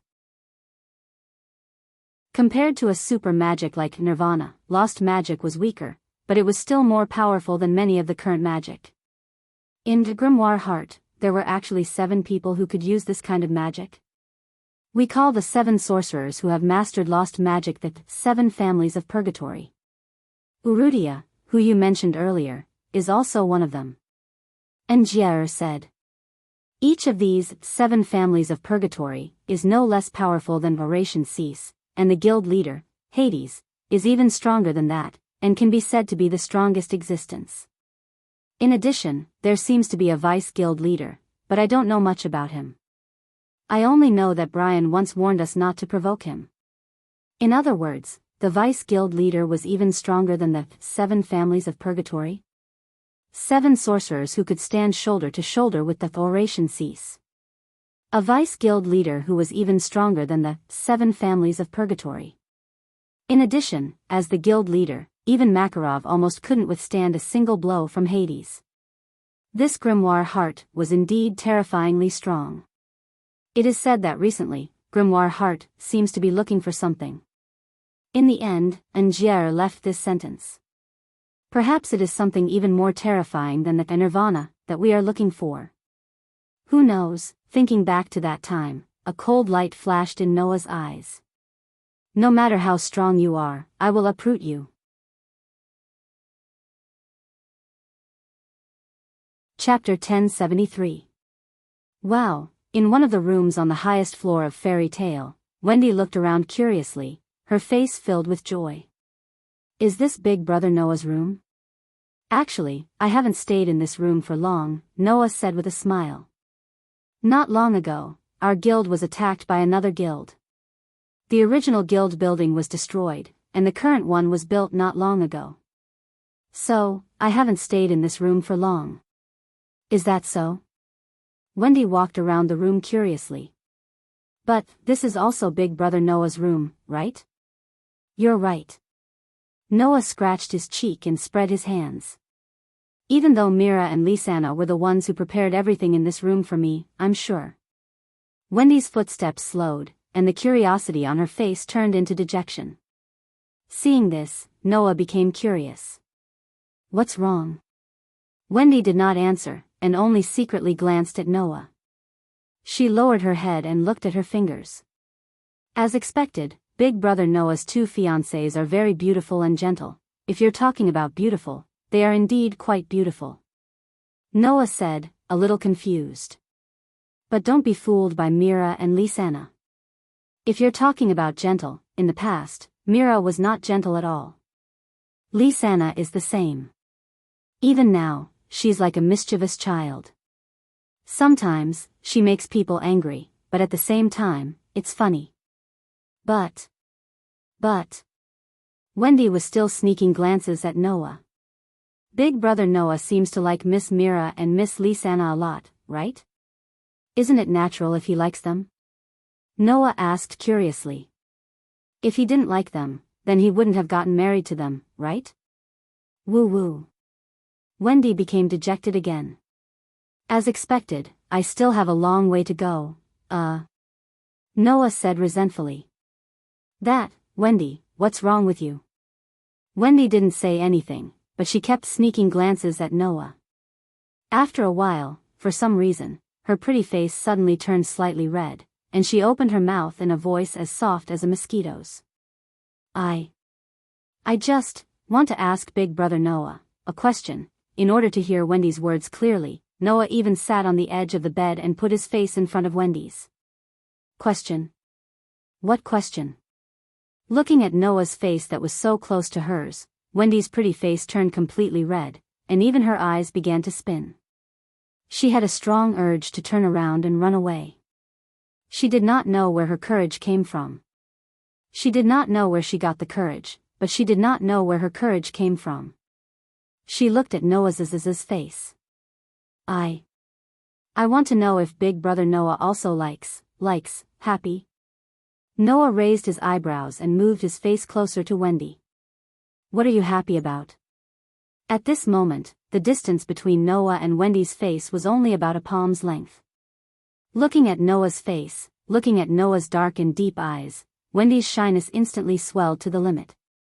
For some reason, Wendy closed her eyes, not daring to look at Noah again.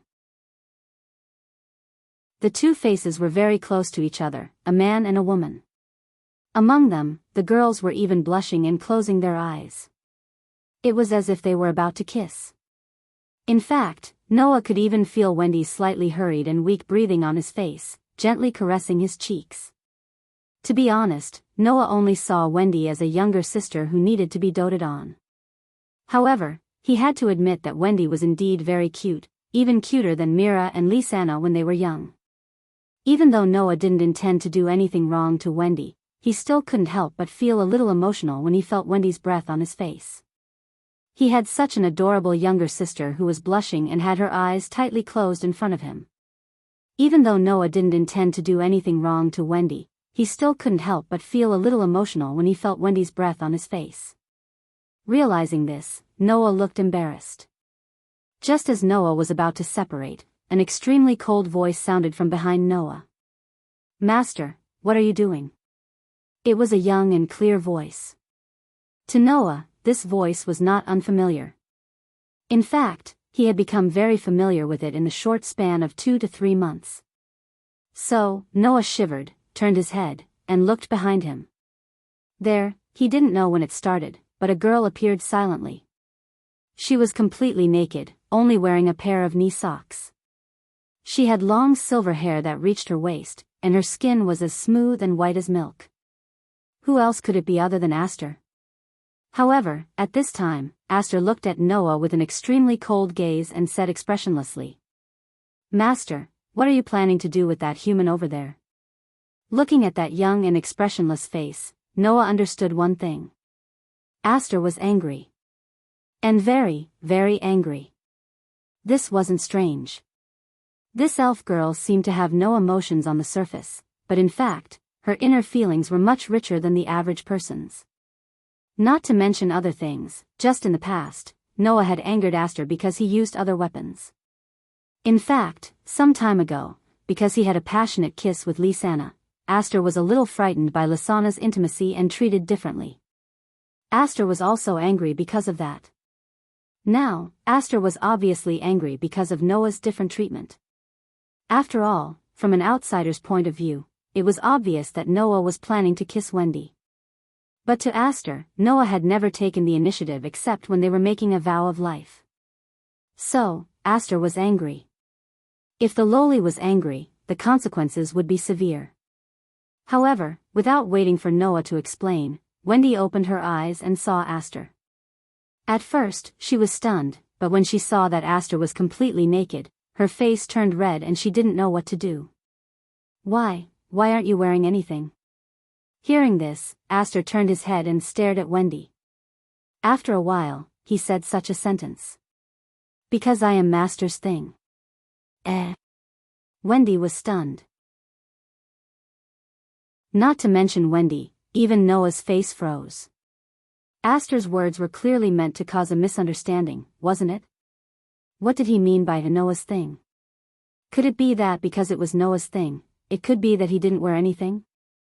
Noah. Brother Noah. Wendy looked at Noah with a stiff face, her eyes starting to water. What? What does this mean? Noah reflexively wanted to explain, but Aster beat him to it. I am Master's sword, Master's spirit, Master's possession. Aster looked at Wendy with an inexplicable sense of competition burning in her eyes. She even hugged Noah tightly with her naked body. So, please don't go near my master. This sentence made Wendy react. Seeing Aster hugging Noah so tightly, Wendy, who had always been timid and shy, had an unprecedented flame burning in her eyes. Wendy liked Noah very much. Ever since they were young, Noah had reached out to Wendy, who had no one to rely on, wandering aimlessly in the forest and crying helplessly. Wendy's heart had always been prepared for a place that belonged exclusively to Noah. For the past 7 years, Wendy had always been thinking about Noah. Not only did she collect all kinds of news about Noah, but she also didn't hesitate to follow Noah to Fairy Tale after reuniting with Noah. However, Wendy knew that Noah actually had 2 fiancées. 2 beautiful and outstanding fiancées. Compared to Mira and Lisanna, Wendy, who was still young, had no advantage at all. Thus, when she saw Mira and Lisanna, she couldn't help but feel defeated. But now, this child who appeared out of nowhere, not only was he not wearing any clothes, but also looked about the same age as her. This really aroused Wendy's sense of competition. Thus, Wendy's head heated up and she climbed onto the bed, pouncing on Noah and hugging him tightly. Noah. Brother Noah is the most important person to me. I won't leave Brother Noah. This one sentence caused the atmosphere in the room to become tense. The atmosphere left Noah dumbfounded. What in the world was going on?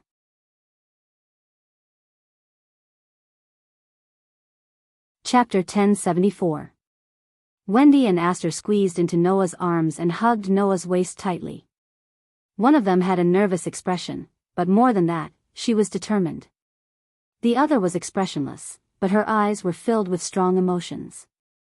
Being hugged tightly by 2 Lolas who were the most adorable in every sense of the word, one had to admit that it was quite enjoyable. However, Noah, who was supposed to be enjoying himself, only felt a heavy pressure at this moment, making him feel as if he was sitting on pins and needles. Although he didn't know what was going on, Wendy and Aster seemed to be at odds. Moreover, it was because of Noah.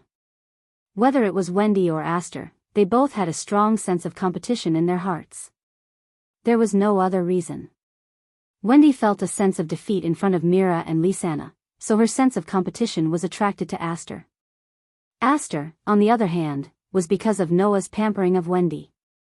When he transformed into the elven device and followed Noah to carry out the mission against the 6 demon generals, Oration Cease, Aster clearly saw the whole process of Noah and Wendy's reunion in the villa of the Blue Pegasus.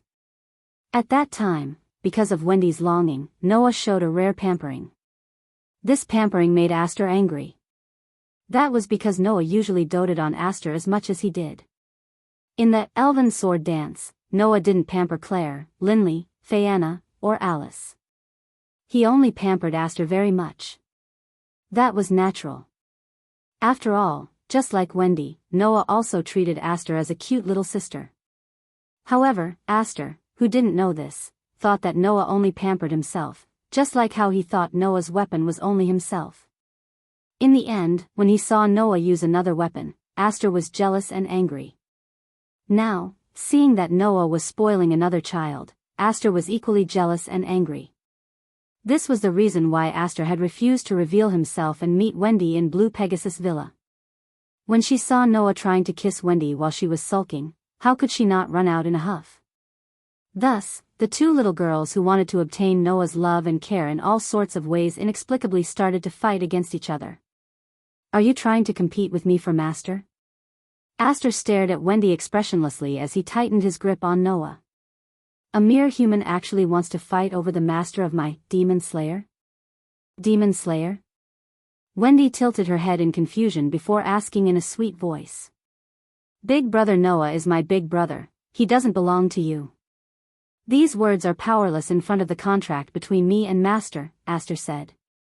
"I am Master's sword, Master's possession, a contract spirit that will accompany Master for his entire life. He belongs to my Master. Then I also belong to Big Brother Noah," Wendy said, unwilling to be outdone. "I will also help Big Brother Noah and accompany Big Brother Noah for my entire life. I will never leave Big Brother Noah." Instantly, Aster speechlessly looked at Wendy with a frozen gaze. "This is my master. This is also my big brother. No matter what, you don't plan to leave?" "No. No matter what you say. I will never leave Big Brother Noah." At this moment, a burst of invisible sparks shot out between Wendy and Aster. The two Lolas, who were so cute in every way, actually couldn't get along. This made Noah realize that now wasn't the time to be in a daze, so he quickly spoke up. Wait. What are you guys doing? Why are you quarreling?" However, this sentence attracted Wendy and Aster's condemnation at the same time. "Big brother, master, don't speak." Undoubtedly, these two girls, who were usually treated as cute little sisters by Noah, actually carried an indescribable pressure at this moment, causing Noah to be stunned. Ignoring Noah's shock, the smell of gunpowder between Wendy and Aster reached its peak. "Since you insist on pestering Master, then I won't hold back." Aster let go of Noah and stood up, looking down at Wendy from above. "Let's use our strength to speak. I won't admit defeat." Wendy's face was filled with strong determination. Although I haven't learned any battle magic, I will definitely not compromise on this matter." Xia Lulu said before that Wendy was usually very timid. Only when facing Noah's matters would she become inexplicably strong. At this moment, this characteristic was clearly displayed under Aster's provocation. However, looking at Aster's completely naked appearance, Wendy's charming face was still a little red. She glanced at Noah, who was dumbstruck because of the sudden battle, and stammered. At least put on some clothes. Big Brother Noah is still here. There's no need for that," Aster said without hesitation. "I belong to Master, and this body belongs to Master. Even if Master wants to break me, I won't have any complaints." The heavens pitied her. In the eyes of an elf like Aster, the so-called break naturally meant that the elven magic device that was transformed into Noah was damaged in battle. However, to Wendy, who was completely unaware of the situation, this sentence had a different meaning. Break? Wendy's charming face flushed red, but when she saw Aster's matter-of-fact appearance without a trace of embarrassment, a strong sense of competition was aroused. I'm the same. The same? Aster raised his eyebrows. "In other words, you also want to take off your clothes?" Wendy's charming face stiffened, but the strong sense of competition still suppressed her sense of shame, causing this cute little girl to blush and shout. Take it off." After saying that, Wendy's face was flushed red as she secretly glanced at Noah. Then, as if she was going to throw caution to the wind, she shyly took off all her clothes in a few moments. Noah only felt a blur in front of his eyes, and then, a naturally tender and white delicate body appeared in front of him, causing his mouth to slightly open. Ugh! Wendy couldn't help but hug her body, so shy that the corners of her eyes were filled with tears. Big Brother Noah. Don't look. Unfortunately, Noah was already stunned by the sudden development in front of him. How could he react? Without any other choice, Wendy could only endure the shame in her heart and point at Aster with a trembling finger. More accurately, it should be said that she was pointing at Aster's pair of knee socks. You haven't taken them off completely, right? This time, it was Aster's charming face that stiffened, and even his cheeks turned red. You want me to be barefoot? Incidentally, if Aster was naked, he could do it without batting an eyelid. However, once Aster was barefoot, this elven girl would display the same sense of shame as any other girl. Although this shameful part was a bit strange, it had to be said that Wendy had just poked at Aster's weakness. Seeing Wendy take off all her clothes while he was still wearing a pair of knee socks, what would Aster do? Naturally, he would be the same as Wendy, covered up by the strong sense of competition. I am Master's sword. I will not lose to anyone. With a rarely seen shyness, Aster threw caution to the wind. She sat down and took off her knee-high socks with trembling hands. Under the influence of the strong sense of shame, the two girls' delicate bodies kept trembling, and the corners of their eyes were also filled with tears. Not to mention fighting, even standing up was difficult. Big brother Noah. It was also at this moment that the door to the room was pushed open. The chairman is planning to hold a celebration party for you and Wendy. Hurry. Come. Down. The voice that barged into the room was unsurprisingly getting weaker and weaker. Noah looked at the door with trepidation. There, Lisanna looked at the naked and blushing Wendy and Aster in front of Noah. Her expression froze. After a while, a cry echoed throughout the entire guild.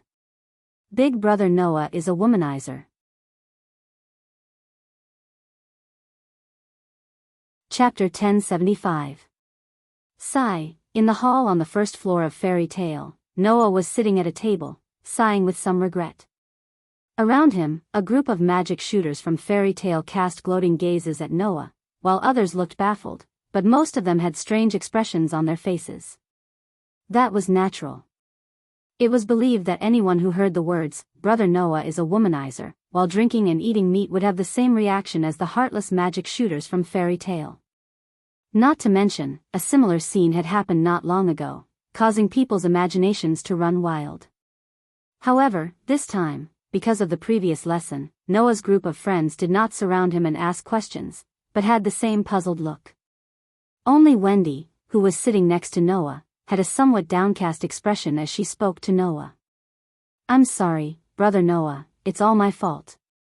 Hearing that, Noah stroked Wendy's little head under the gazes of all the magic shooters from Fairy Tale. "Alright, don't think too much, I'm not angry with you." Or rather, even if Noah wanted to be angry, he could not be angry at all.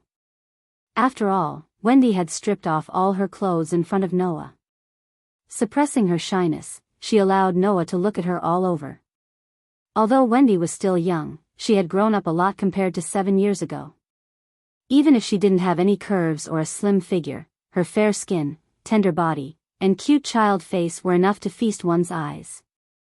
When he thought of the scene of Wendy and Aster confronting each other naked in front of him, Noah's mood became impetuous, and at the same time, he could not help but feel a little strange.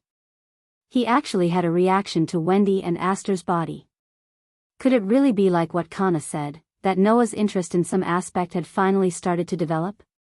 At that moment, Noah hurriedly shook his head to get rid of those dangerous thoughts. However, he still looked at Wendy with an unnatural gaze. Upon noticing Noah's extremely unnatural behavior, Wendy seemed to have recalled what happened back then. Her pretty face flushed red all of a sudden, and she lowered her head so much that smoke was almost coming out of it. Wendy was not Aster, who could not care less about being naked in front of Noah.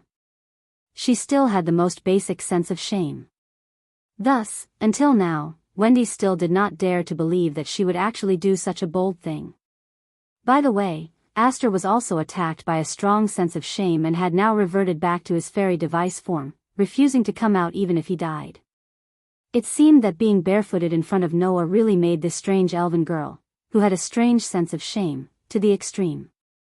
Noah, on the other hand, had inexplicably enjoyed a feast for the eyes, but he had also inexplicably paid a price for it. Even now, she still had a sullen look on her face as she hid behind the bar, glancing at Noah from time to time. If she met Noah's gaze, she would coldly snort and turn her head away.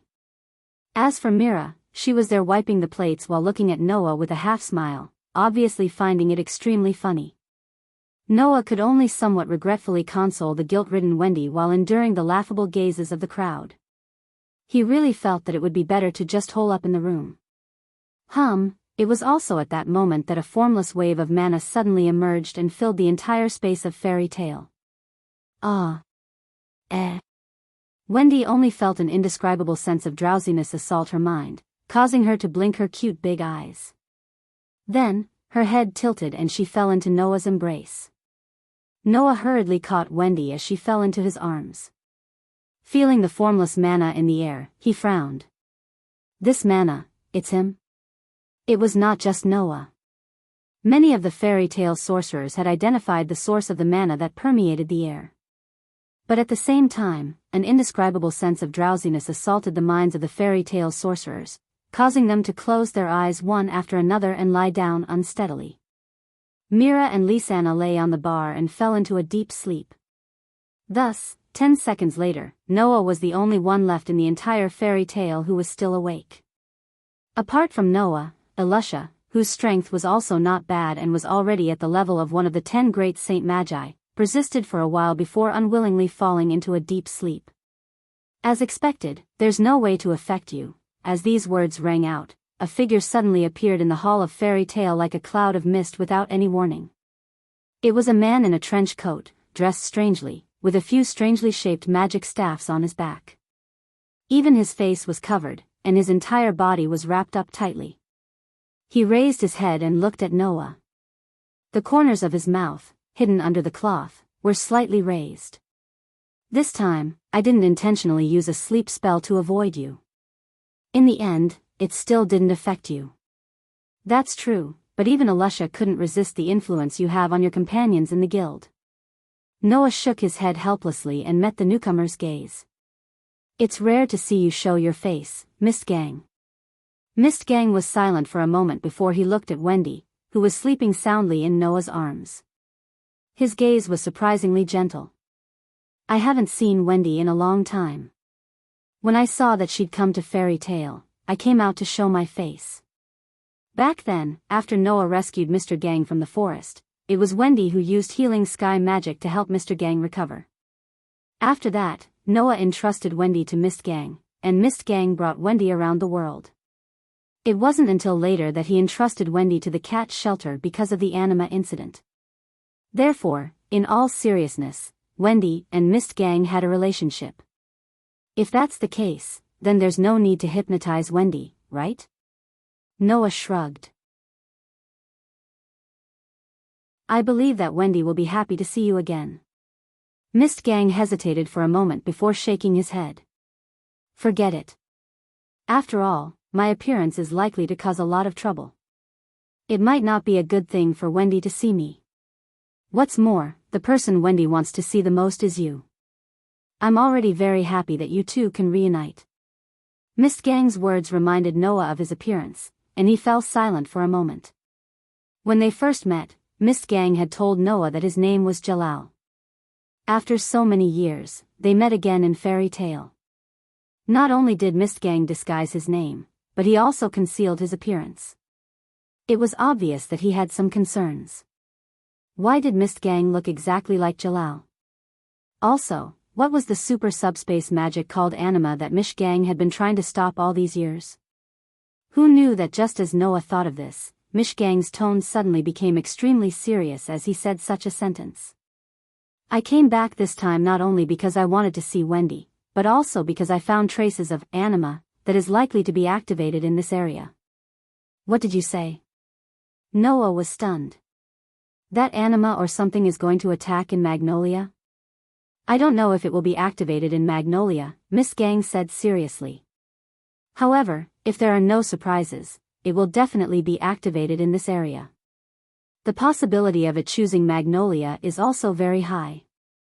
With that, Mistgang turned around. When the time comes, if I can't stop the anima. Before he could finish, Mistgang's body turned into a cloud of mist and disappeared. Looking in the direction where Mistgang disappeared, Noah's expression became uncertain.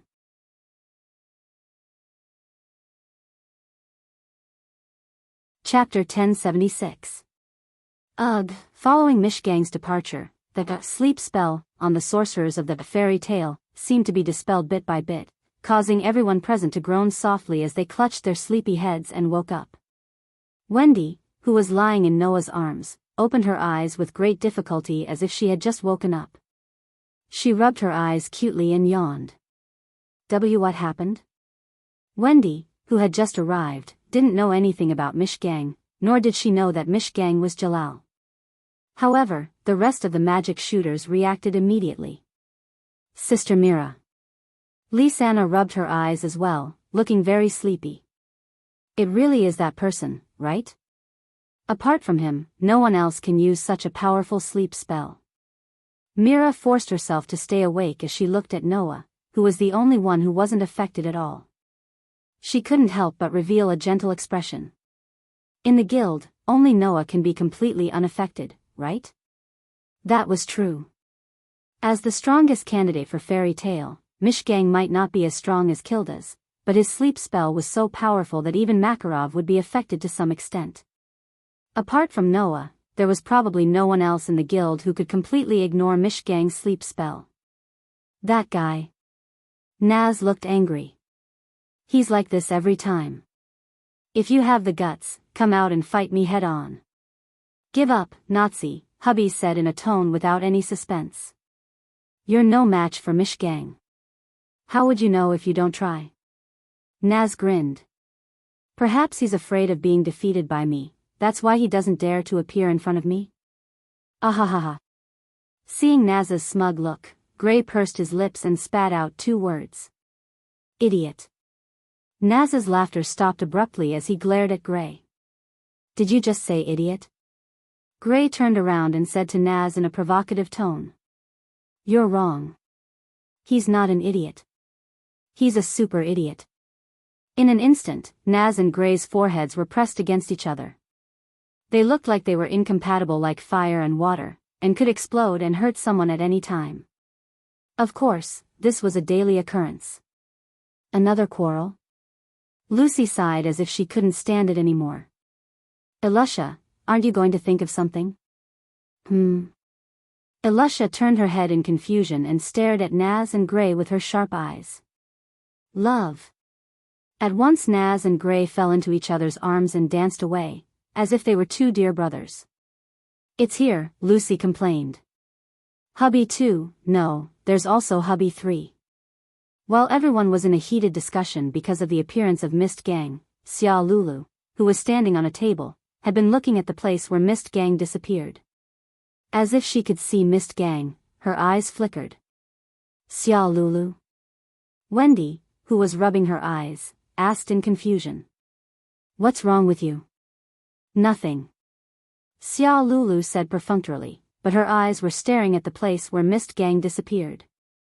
This made Noah feel a little strange. When Mistgang appeared, Xia Lulu had already fallen asleep. When Mistgang disappeared, Xia Lulu hadn't woken up yet. If that was the case, how did Xia Lulu know the location of Mystic Hill? With this question in mind, Noah asked tentatively. Did you find anything strange? Something strange. Xia Lulu didn't know if she noticed that the person asking the question was Noah. She stared at the place where Mistgang disappeared and spoke as if she was sleep-talking. I keep feeling that a very strange yet familiar feeling has appeared here before. Is it my imagination? A very strange yet familiar feeling? Noah frowned. If it was someone else, they might have taken Xia Lulu's words as a casual remark and just listened to it. But Noah wouldn't be like that. Because at this moment, the serious expression on Xia Lulu's face made Noah unable to treat it as a casual remark. In addition to the things that Mistgang mentioned before leaving, Noah's eyes flashed and he stood up. Wendy looked at Noah with a puzzled expression. Brother Noah? Sorry, Wendy. Noah turned around and walked straight into the guild. "I'll leave for a while." Seeing that the atmosphere around Noah seemed to have changed, Mira, who had been watching Noah all this while, couldn't help but poke half of her body out of the bar counter and speak to Noah. "Noah, where are you going?" Hearing this, Noah directly threw out this sentence. "I'm going to the library inside." With that, Noah disappeared from the guild hall. "What's wrong with brother Noah?" Lisanna seemed to be a little worried. "He seems to be in a hurry." "Noah must have his own considerations, right?" Mira smiled, but that smile seemed a little sad. "Noah values this guild more than any of us. For him to show such a serious expression, it must be something related to the guild. I really hope that he won't force himself so much." Myra's words silenced all her companions in Fairy Tale. Thinking back, when the Phantom Lord had his eyes on Fairy Tale, and when Makarov was afraid of the rules of the council, Noah stepped forward without hesitation and sought justice for Fairy Tale. When Laxus betrayed the guild in order to become the guild leader of Fairy Tale, it was also Noah who pulled Laxus back from the wrong path with his status as the next guild leader. In fact, when the demon's heart captured the High Wizard of Fairy Tale and almost caused the guild to fall apart, Noah fearlessly faced off against Hades, who even Makarov couldn't fight back against, and saved everyone in the guild. When it came to guild matters, Noah stood at the forefront from start to finish. Not only did he protect Fairy Tale, but he also protected everyone in the guild. When they thought about how Noah might be working hard for the guild and his companions, they couldn't help but feel a little uneasy. "Noah went to the library, right?" Ruby, who was sitting in the corner, suddenly stood up. "Even if he went to the library, there must be something he wants to investigate. I'll go help him." Lisanna looked at Ruby, a little touched. "I'll leave it to you." "Leave it to me." Lebby smiled and ran towards the library. "I'll go too." Mira handed the plate in her hand to Lisanna. "Lisanna, I'll leave this place to you." "Okay." Lisanna nodded. In the guild, Elusa, Naz, Gray, Lucy, Wendy, and the others also looked at each other, and then walked toward the library one by one. "Xia Lulu." Heibi wanted to follow, but he noticed that Xia Lulu wasn't moving. "Aren't you going?" Xia Lulu didn't say anything and continued to look in the direction Mr. Gang left. Heibi didn't know what to do and could only stay and accompany Xia Lulu. "Alright, that's Noah we're talking about. What can happen to him?" Kana said in a relaxed tone, as if she wanted to break the heavy atmosphere in the guild. "Besides, there's Alusha and Mira. It's not our place to worry." "That's right." Elfman's strong voice rang out. "Noah is a man among men. There won't be a problem." The heavy atmosphere in the guild immediately dissipated, and everyone laughed as if nothing had happened. They started chatting again. Lisanna heaved a sigh of relief as she looked in the direction of the library and muttered, "Good luck, big brother Noah."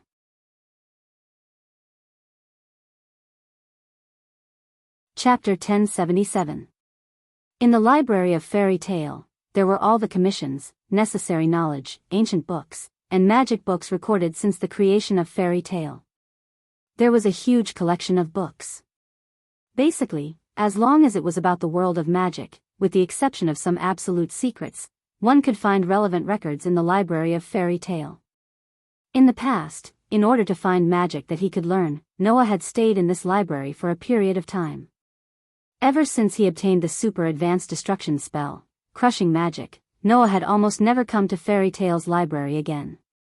After so many years, Noah once again entered the library today. Looking at the orderly rows of huge bookshelves stuffed with books, and even the air was filled with the faint fragrance of books, Noah's expression could not help but relax a little. Of course, Noah did not come to the library to relax. "If possible, I hope to find some records about anima." Before he could finish his sentence, a series of slightly hurried footsteps sounded behind Noah. "Noah! Wait for me." Noah was startled and turned his head to look behind him. He saw Lebby running towards Noah. "Lebby?" Noah said in surprise. "Why are you here?" Lebby ran in front of Noah, panted a few times, and then said to Noah, I'm here to help you. You came to the library because you have something you want to investigate, right? Let me help you. Lebby's words made Noah ponder. Indeed, Noah had come to the library of Fairy Tale in order to find out the origin of anima, the super-secondary space magic.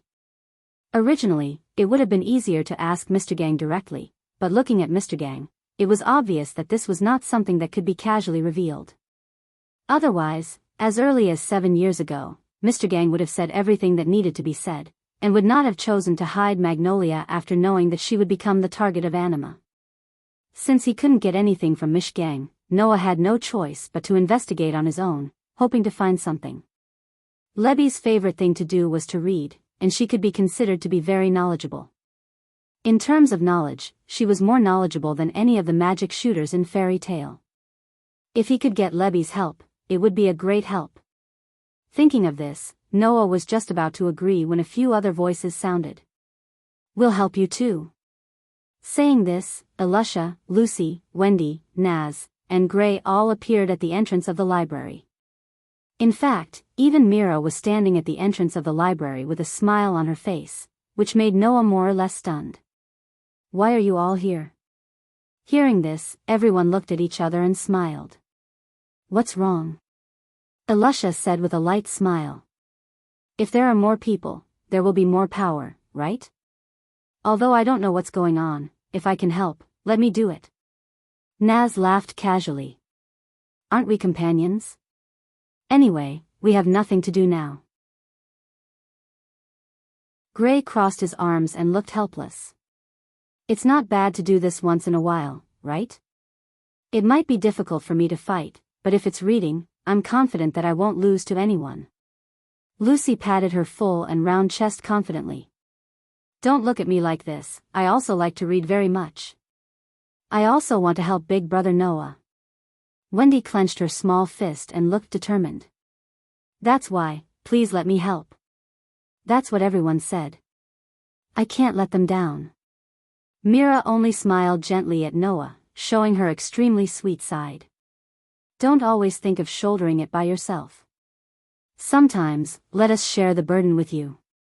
Seeing that his companions were looking at him as if they were guarding him, Noah sighed helplessly. In fact, his heart was already enveloped by a wave of warmth. Will it be okay? Noah looked at Mira and asked. The work outside shouldn't be finished yet, right? With Lisanna here, it won't be a problem. Mira looked around and revealed a nostalgic smile. Also, when I saw this place, I thought of the time when I secretly kissed you here. Secretly kissed? The sudden news shocked Elusha, Naz, and Gray. Secretly kissed? Lucy, Wendy, and Ruby blushed at the same time. Even Noah could not help but be stunned on the spot as he spoke in a perplexed manner. You did that to me? At that time, we were still young. Mira didn't seem to realize that she had revealed something, and still had a sweet smile on her face. Now that I think about it, I really miss it. Noah didn't know whether to laugh or cry. Noah really didn't know that Mira had done such a thing to him. After all, at that time, in order to find magic that he could learn, Noah practically fell asleep in the library. Under those circumstances, Noah really didn't know that Mira had secretly kissed Noah. Moreover, at that time, how old were Noah and Mira? At that time, Mira already knew how to secretly kiss Noah. This also made Noah understand that Mira's love for him had already sprouted when they were young. Now, Noah and Mira were already engaged, and would get married sooner or later. To be able to reach this step, it was probably fated, right? Under the curious, envious, and even somewhat shy gazes of the group of friends, Noah awkwardly scratched his cheek and hurriedly changed the topic. All right, since you're here to help, let's get to work quickly. The group of friends from Fairy Tale immediately laughed and said in unison. Understood. In the following time, Noah, Mira, Wendy, Elusha, Lucy, Ruby, Naz, and Gray spent almost every day in the library when they were free, intending to find records related to anima. Unfortunately, after searching for so many days, they couldn't even find the name of anima magic, let alone find a book that recorded anima. It could be said that they didn't even have the slightest bit of harvest. In the end, Naz, who was the worst at dealing with books, was the first to burn out. He almost fell down, and even Gray seemed to be impatient. However, even so, once Noah went into the library, Naz and Gray would still go in together without any explanation. Although they complained, they never left. In this way, Noah and the group maintained this kind of life until a certain day. On this day, Noah and the group were still looking for information about anima in the library. Ding dong ding dong ding dong ding dong. All of a sudden, a sound as loud as a church bell rang out. Ding dong ding dong ding dong. The loud sound of the bell suddenly reverberated throughout Fairy Tale, and even the whole of Magnolia, giving Noah and the group in the library a fright. Bell? Wendy was the first to exclaim. Bell? Lucy was also surprised. Bell? Noah was a little surprised, and then he seemed to have thought of something. This bell, could it be? Mira, Elusha, Levi, and Gray also thought of something, and their eyes lit up. Naz was the only one who shouted excitedly. Kildas. As soon as his voice fell, an alarm sounded in the sky outside the library and the whole of Magnolia. Magnolia has changed to Kilda's mode. Townsfolk, please go to the designated location as soon as possible. The moment the alarm sounded, the whole ground began to shake. Kilda's is back. Naz let out an excited cry and ran out of the library without looking back. Noah and the others also put down the books in their hands and walked out of the door with Lucy and Wendy, who had a confused look on their faces.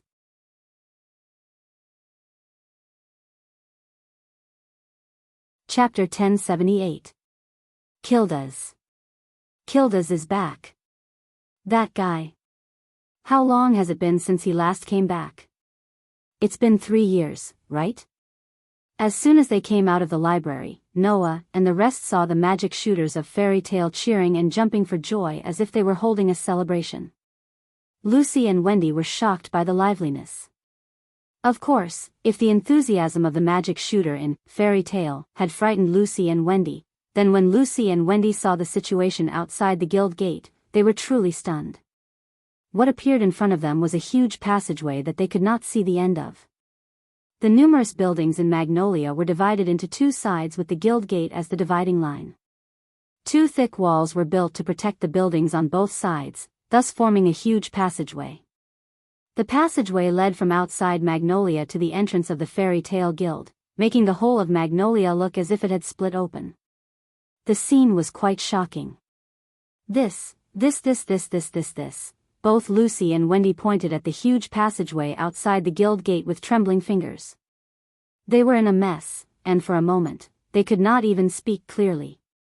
Looking at Lucy and Wendy, Noah smiled knowingly. Thinking back, when Noah saw this scene for the first time, he was also shocked by the scene in front of him. After all, the whole city seemed to have been transformed into a jigsaw puzzle, and the scene that could be divided and combined freely was indeed quite shocking. And all of this was because of one person. Kildas. He was a sorcerer who used the superior level destruction spell called Crush, and was the strongest existence in the fairy tale on the surface. Looking up, Noah's gaze was like a sharp arrow, shooting straight to the front of the huge passageway. Over there, a middle-aged man in his 40s walked towards Fairy Tale step by step. He wore a dusty cape, his chin was covered in stubble, and his appearance was rather sloppy. He carried a cloth bag on his back, but his posture was unusually tall and straight. Just like back then, looking at the tall figure, Noah could even feel an extremely strong sense of presence and amazing magical power. However, back then, feeling the strong sense of presence and amazing magical power of that figure, Noah felt as if he was facing a tall mountain that was unattainable. Now that he was facing that figure again, Noah no longer felt that he was so small and insignificant like he did back then. This feeling fully explained the growth that Noah had achieved over the years. Under Noah's gaze, the sorcerer named Kildas stepped into the fairy tale. Kildas. Naz, who had been suppressing his excitement at the side, finally couldn't bear it and rushed in the direction of Kilda's. "Let's have a showdown." However, just as Naz rushed out, a heavy fist slammed heavily on his head. With a bang, Naz's head was knocked into the ground. After a few moments, his body stopped moving. Seeing this scene, Lucy and Wendy even broke out in cold sweat. Until this moment, Kilda's raised his head and exposed a slightly old face in front of everyone. He glanced at Naz, whose head was inserted into the ground, and suddenly smiled. "It's been so long, Naz, why are you still so impatient?" Hearing Kilda's words, Noah also laughed. "Compared to Naz, you haven't changed much, Kilda's." Kilda's cast his gaze on Noah. Looking at the young man with a somewhat otherworldly temperament, he blinked, tilted his head, and was puzzled. "Who are you? What? Don't you recognize me?" Noah raised his eyebrows, raised a hand, and slowly clenched it into a fist. A calm smile appeared on his face. "Then do you want to go out and practice again?" Gazing at Noah, who was slowly clenching his fists with a calm smile on his face, Gildas suddenly felt like he saw the brat who had challenged him that year. His eyes widened at once. You wouldn't be Noah, right?" "You guessed right." Noah released his hand and greeted Kilda's.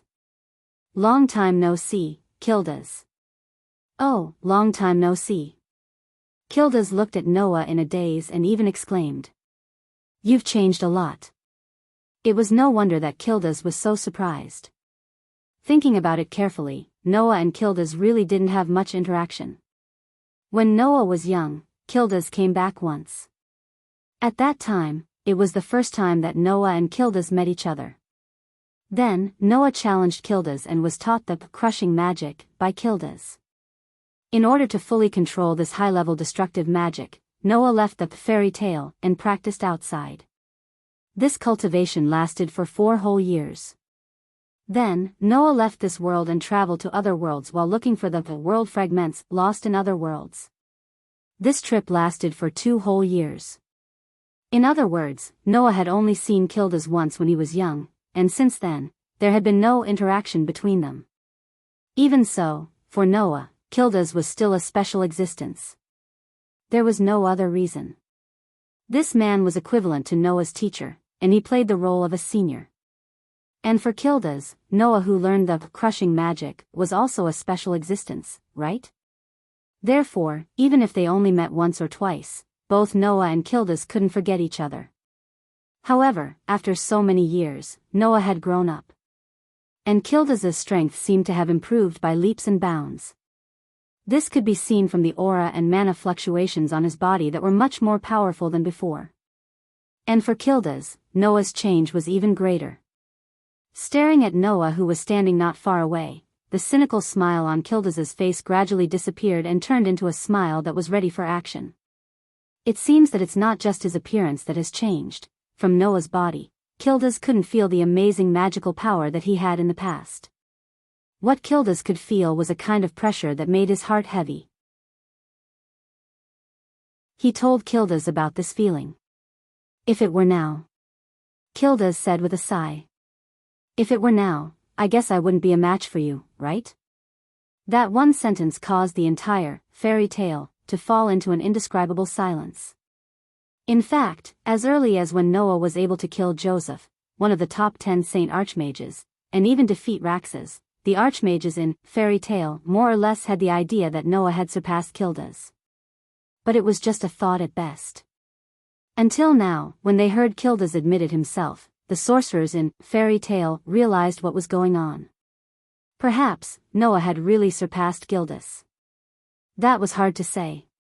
Even others were like this, not to mention Alusha, Naz, Gray, Lucy, Wendy, and the others who had seen Noah show part of his strength with their own eyes. However, in this regard, Noah narrowed his eyes and said such a sentence. "If you were in your peak state, maybe you could fight, but now, with your current state, how can you defeat me?" Hearing Noah's words, everyone present was stunned. What does this mean? At this moment, Noah suddenly flashed in front of Kilda's and suddenly lifted the cloak on his body. In the next moment, the scene that appeared in front of everyone made everyone suck in a breath of cold air.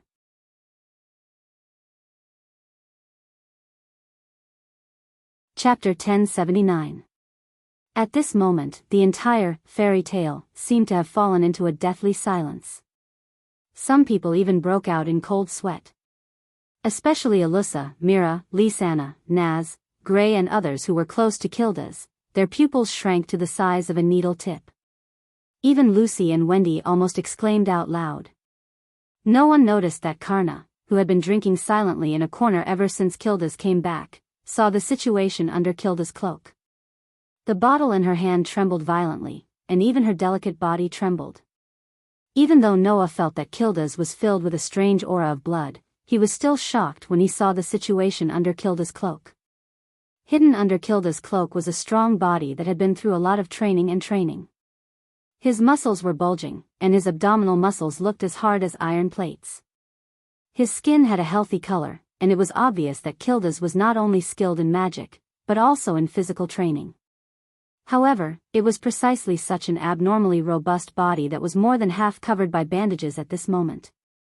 There was even a faint scarlet color on the bandages. It was the color of blood. Of course, it was also the color of Kilda's blood. Gildas, who was known as the strongest sorcerer in the entire fairy tale, whose strength was enough to stand shoulder to shoulder with the 10 great holy sorcerers. In terms of combat power, he might even be above Makarov. Yet, he was injured. And it was a very serious injury. Kilda's. Naz uttered in a trembling voice with disbelief. How? You're kidding, right? Gray was also shocked. How could Kilda's be so severely injured? Elusha, Mira, and Lisanna were also shocked, and they almost couldn't recover from the shock. Kilda's then reacted with a wry smile. You brat, it's fine that you found out, but you actually exposed me in front of so many people. Are you trying to embarrass me? Noah didn't say anything. Instead, he fixed his eyes on Kilda's. After a while, he opened his mouth. After a while, he said softly, Wendy, please. Yes. Wendy, who was suddenly stopped by Noah, was stunned at first, but then she understood what Noah meant. She quickly trotted to Kilda's and raised her small hands. The next moment, a circle of gentle light fluctuated on Wendy's hands. Under the light, Kilda's felt that the pain caused by his wounds had been greatly relieved. Even the tiredness that he had suffered from a long time ago gradually recovered. Kilda's then looked at Wendy with an amazed look. Healing magic? This child is the sky magic shooter of the Dragon Slayer. Noah briefly introduced Wendy, and looked directly at Kilda's. What's going on? Is there a problem with the mission? Everyone in the guild immediately pricked up their ears. Almost everyone knew that Kilda's had left Fairy Tale for 3 whole years because he had taken on a mission. It was a mission of the highest level that had been delayed for more than 100 years, and no one had been able to complete it. In Fairy Tale, only someone like Kilda's would be able to accept a mission of this level. The others, even Noah, would not be allowed to accept such a mission due to their lack of experience. Now, after 3 years, Kilda's had finally returned. However, Kilda's had suffered such a serious injury.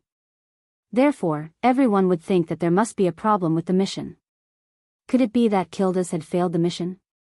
Under everyone's gaze, Kilda's was silent for a while, and then he sighed. Yes, I failed the mission.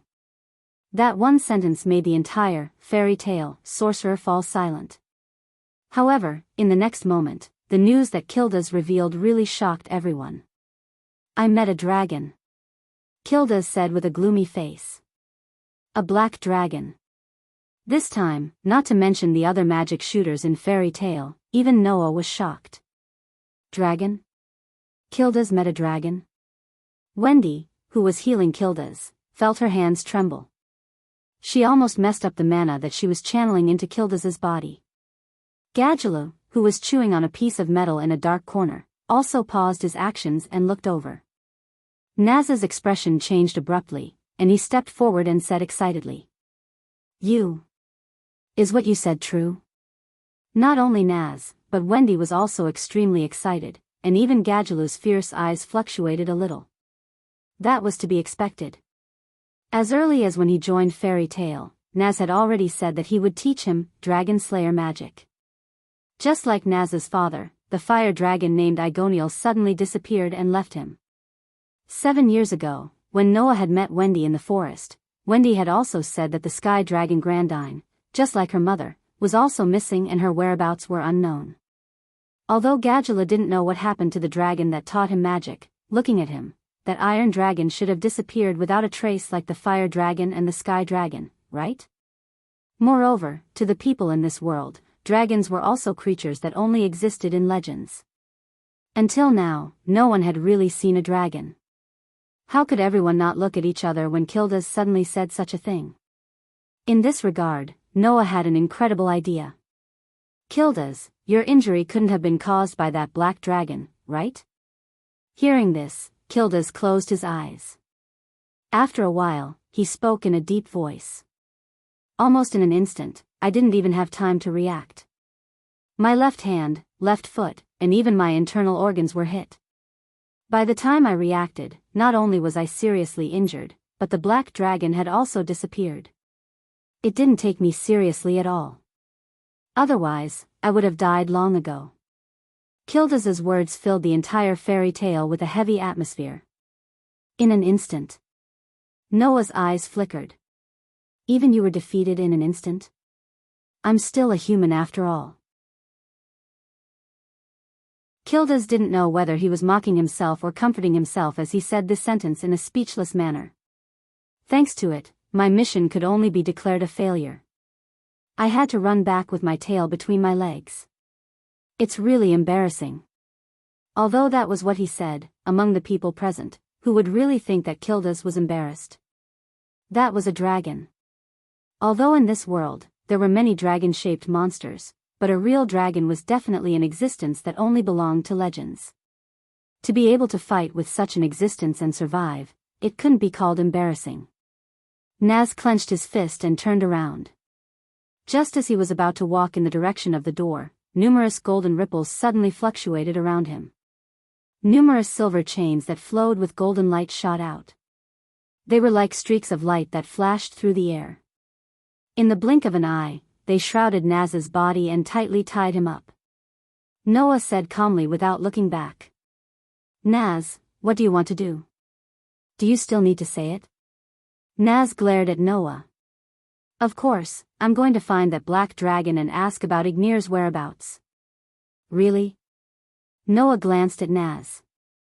Then, before you dispel this thought, you should stay here obediently for the time being. What? Naz's eyes widened a little. After understanding what this sentence meant, he immediately struggled desperately. Let me go. Noah. Let me go. Ignoring the struggling Naz, Noah turned his head and looked at Kildas again. All in all, you should recuperate first. As for the mission, I will discuss it with Grandpa. Kildas nodded.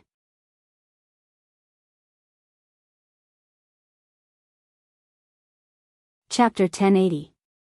With Wendy's initial healing, Kilda's injuries were much better, even though he could not fully recover in a short period of time. Hence, after bidding farewell to his companions in the guild, Kildas left the guild and returned home to rest for the time being. After Kildas left, the magic shooters in the guild began to discuss among themselves. I didn't expect that Kildas would actually fail a mission. It's not Kildas' fault, right? Yeah, that's a century-old mission after all, and Kildas even met a dragon. If he wasn't injured by that dragon, Kildas might have succeeded in his mission, right? Yeah, while everyone was discussing, Naz, who was bound by Noah, became more and more uncomfortable as he listened. He struggled harder and harder, causing the veins on his temples to bulge. He even kept yelling. Noah. Let me go. I'm going to find Ignir. Noah, who was sitting at a table not far from Naz, glanced at Naz and sighed. Naz, it's not that I want to stop you, but it's useless even if you go. Why would it be useless? Naz cried out. They're both dragons. Maybe that black dragon knows where Ignir is? Even if that's the case, what can you do? Have you forgotten what Kildas said? Noah cast his gaze on Naz. Kildas said that the dragon didn't care about him at all. Even so, the black dragon still attacked Kildas. Don't tell me you don't know what this means. It means that the black dragon is not only very aggressive, but also extremely hostile to humans. Elisha walked over and looked at Naz. If you go over like this, do you think you'll have a chance to live at the cost of serious injuries like Kildas? Naz gritted his teeth. I can defeat that dragon and force it to tell me where Ignir is. Don't be so naive. Stinky fire. Even Gray couldn't stand it anymore and said to Naz. Even Kildas was severely injured in an instant. Do you really think you can defeat that black dragon? Naz, let's think of another way. Lucy couldn't help but say. It's too dangerous to deal with a dragon like that. Naz. Habby did not hide his worry, which finally became the last straw that overwhelmed Naz. Damn it. Naz could only let out a low roar of unwillingness. Seeing this, Noah knew that Nazi had calmed down. He raised his hand, and the chains binding Nazi immediately turned into a halo and disappeared. Gadjalu, who had been paying attention to this side, smacked his lips, turned his head, and continued to gnaw on the iron block. Come to think of it, that iron dragon slaying archmage should have had the same idea as Naz, but he wasn't as impulsive as Naz. Wendy, on the other hand, was sitting next to Noah, and her mood was somewhat depressed. The three dragon-slaying archmages were all thinking that they might be able to learn from the black dragon that taught them magic and treated them like their own parents. Unfortunately, they could only give up helplessly in the face of reality. Noah could only reach out and touch Wendy's head, which eased Wendy's depressed expression a lot. As for Noah himself, he sank into contemplation. A black dragon that had the ability to severely injure Kildas in an instant. The strength of that black dragon could be seen from this. After all, Kilda's strength was at the level of the 10 great saint magicians, and it was one of the higher-ranking ones. Compared to Jula, who was ranked at the bottom of the 10 great saint magicians, Kildas was much stronger. Compared to Makarov, who was ranked among the 10 great saint magicians, Kildas was only stronger and not weaker. Even Jula was stronger than the heroic spirits that appeared in the form of servants in the world of Type Moon. Perhaps Kildas could even be compared to the heroic spirits themselves. In the end, under such circumstances, Kildas was still seriously injured by that black dragon in an instant. He even had to rely on the fact that he didn't exist in the eyes of the other party to escape. With such strength, conservatively speaking, in the world of Demon High School, it was comparable to the 5 great dragon kings. In fact, that black dragon might even be a sky dragon like Drag and Arubian. If the black dragon really had the power of a heavenly dragon, then its power would not be inferior to the top 10 powerhouses in the world of God Slayer and Demon High School. In the face of such an existence, Noah had no chance of winning without using authority. This made Noah feel somewhat incredulous. Originally, because the top 10 sorcerers on this continent were at the level of the 10 great saint magicians, Noah thought that he could not find an opponent in this world. Unfortunately, although there were no humans, it did not mean that there were no other creatures. Dragons were in this category. Of course, to be able to seriously injure Kildas in an instant, the 5 great dragon kings or demon kings could also do it. If that black dragon was at the level of the 5 great dragon kings, then with the Gate of Babylon, Noah could more or less fight to a draw. But if he waited for a month to pass and was able to use authority, then even if the black dragon was a sky dragon like Drag and Arubian, Noah would not be afraid. There is no need to think about that black dragon now. Noah secretly pondered. After all, that black dragon will not suddenly harm Fairy Tale, so there is no need to think about whether to deal with it. Now, the most important thing is to solve the problem of anima. What's more, there was still that grimoire heart that had been eyeing Fairy Tale covetously. There were still many things that Noah needed to do. But for some reason, Noah still had a feeling. That black dragon was definitely an existence that must be paid attention to. Noah had such a feeling. In any case, the failure of Kilda's mission and the news that he brought back were just an interlude. For Noah, Naz, Wendy, and the others, perhaps they had to pay attention to it. But for the sorcerers of fairy tale, there was no need to pay attention to it. They were still drinking wine and eating meat in big mouthfuls. Their days were extremely comfortable. However, on this day, it was raining heavily. Walala. In the room, the shirtless Noah pulled open the curtains and looked at the heavy rain outside. His brows were tightly knitted. Ugh, on Noah's bed, Lisanna rubbed her eyes and sat up.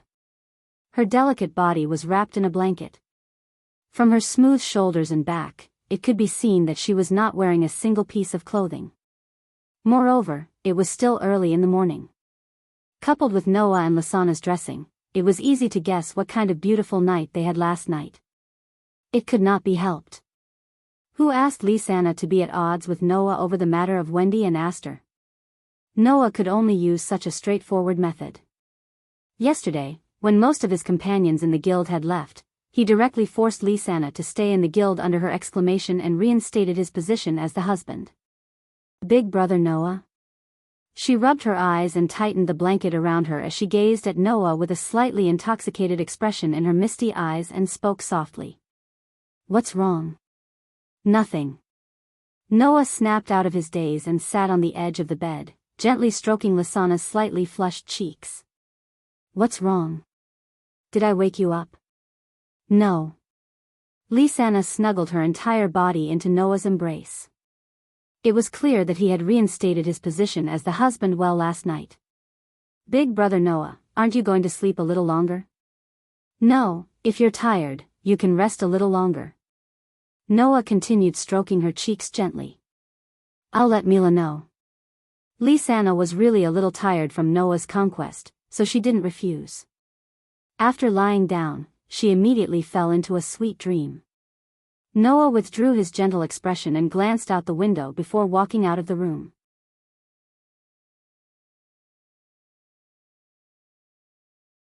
Chapter 1081. The clear sound of rain reverberated throughout Magnolia, causing everyone to shut their windows and doors tightly and hide in their homes. Even their businesses could not be done. Dark clouds shrouded the sky above Magnolia, and the heavy rain continued to pour down. Not only did the Wendy in the air decrease, but it also caused a gloomy atmosphere to pervade the entire city. In this kind of weather, in this kind of atmosphere, it was believed that no one would want to go out. As a result, today's fairy tale was not as lively as before. All the magic shooters were hiding in the hall, looking listless and dispirited. They did not even take on any missions and were just idling around. As a result, when Noah came down from upstairs, he was stunned by the gloomy atmosphere in front of him. He immediately understood what was going on and smiled helplessly. Noah's appearance immediately attracted the attention of two people.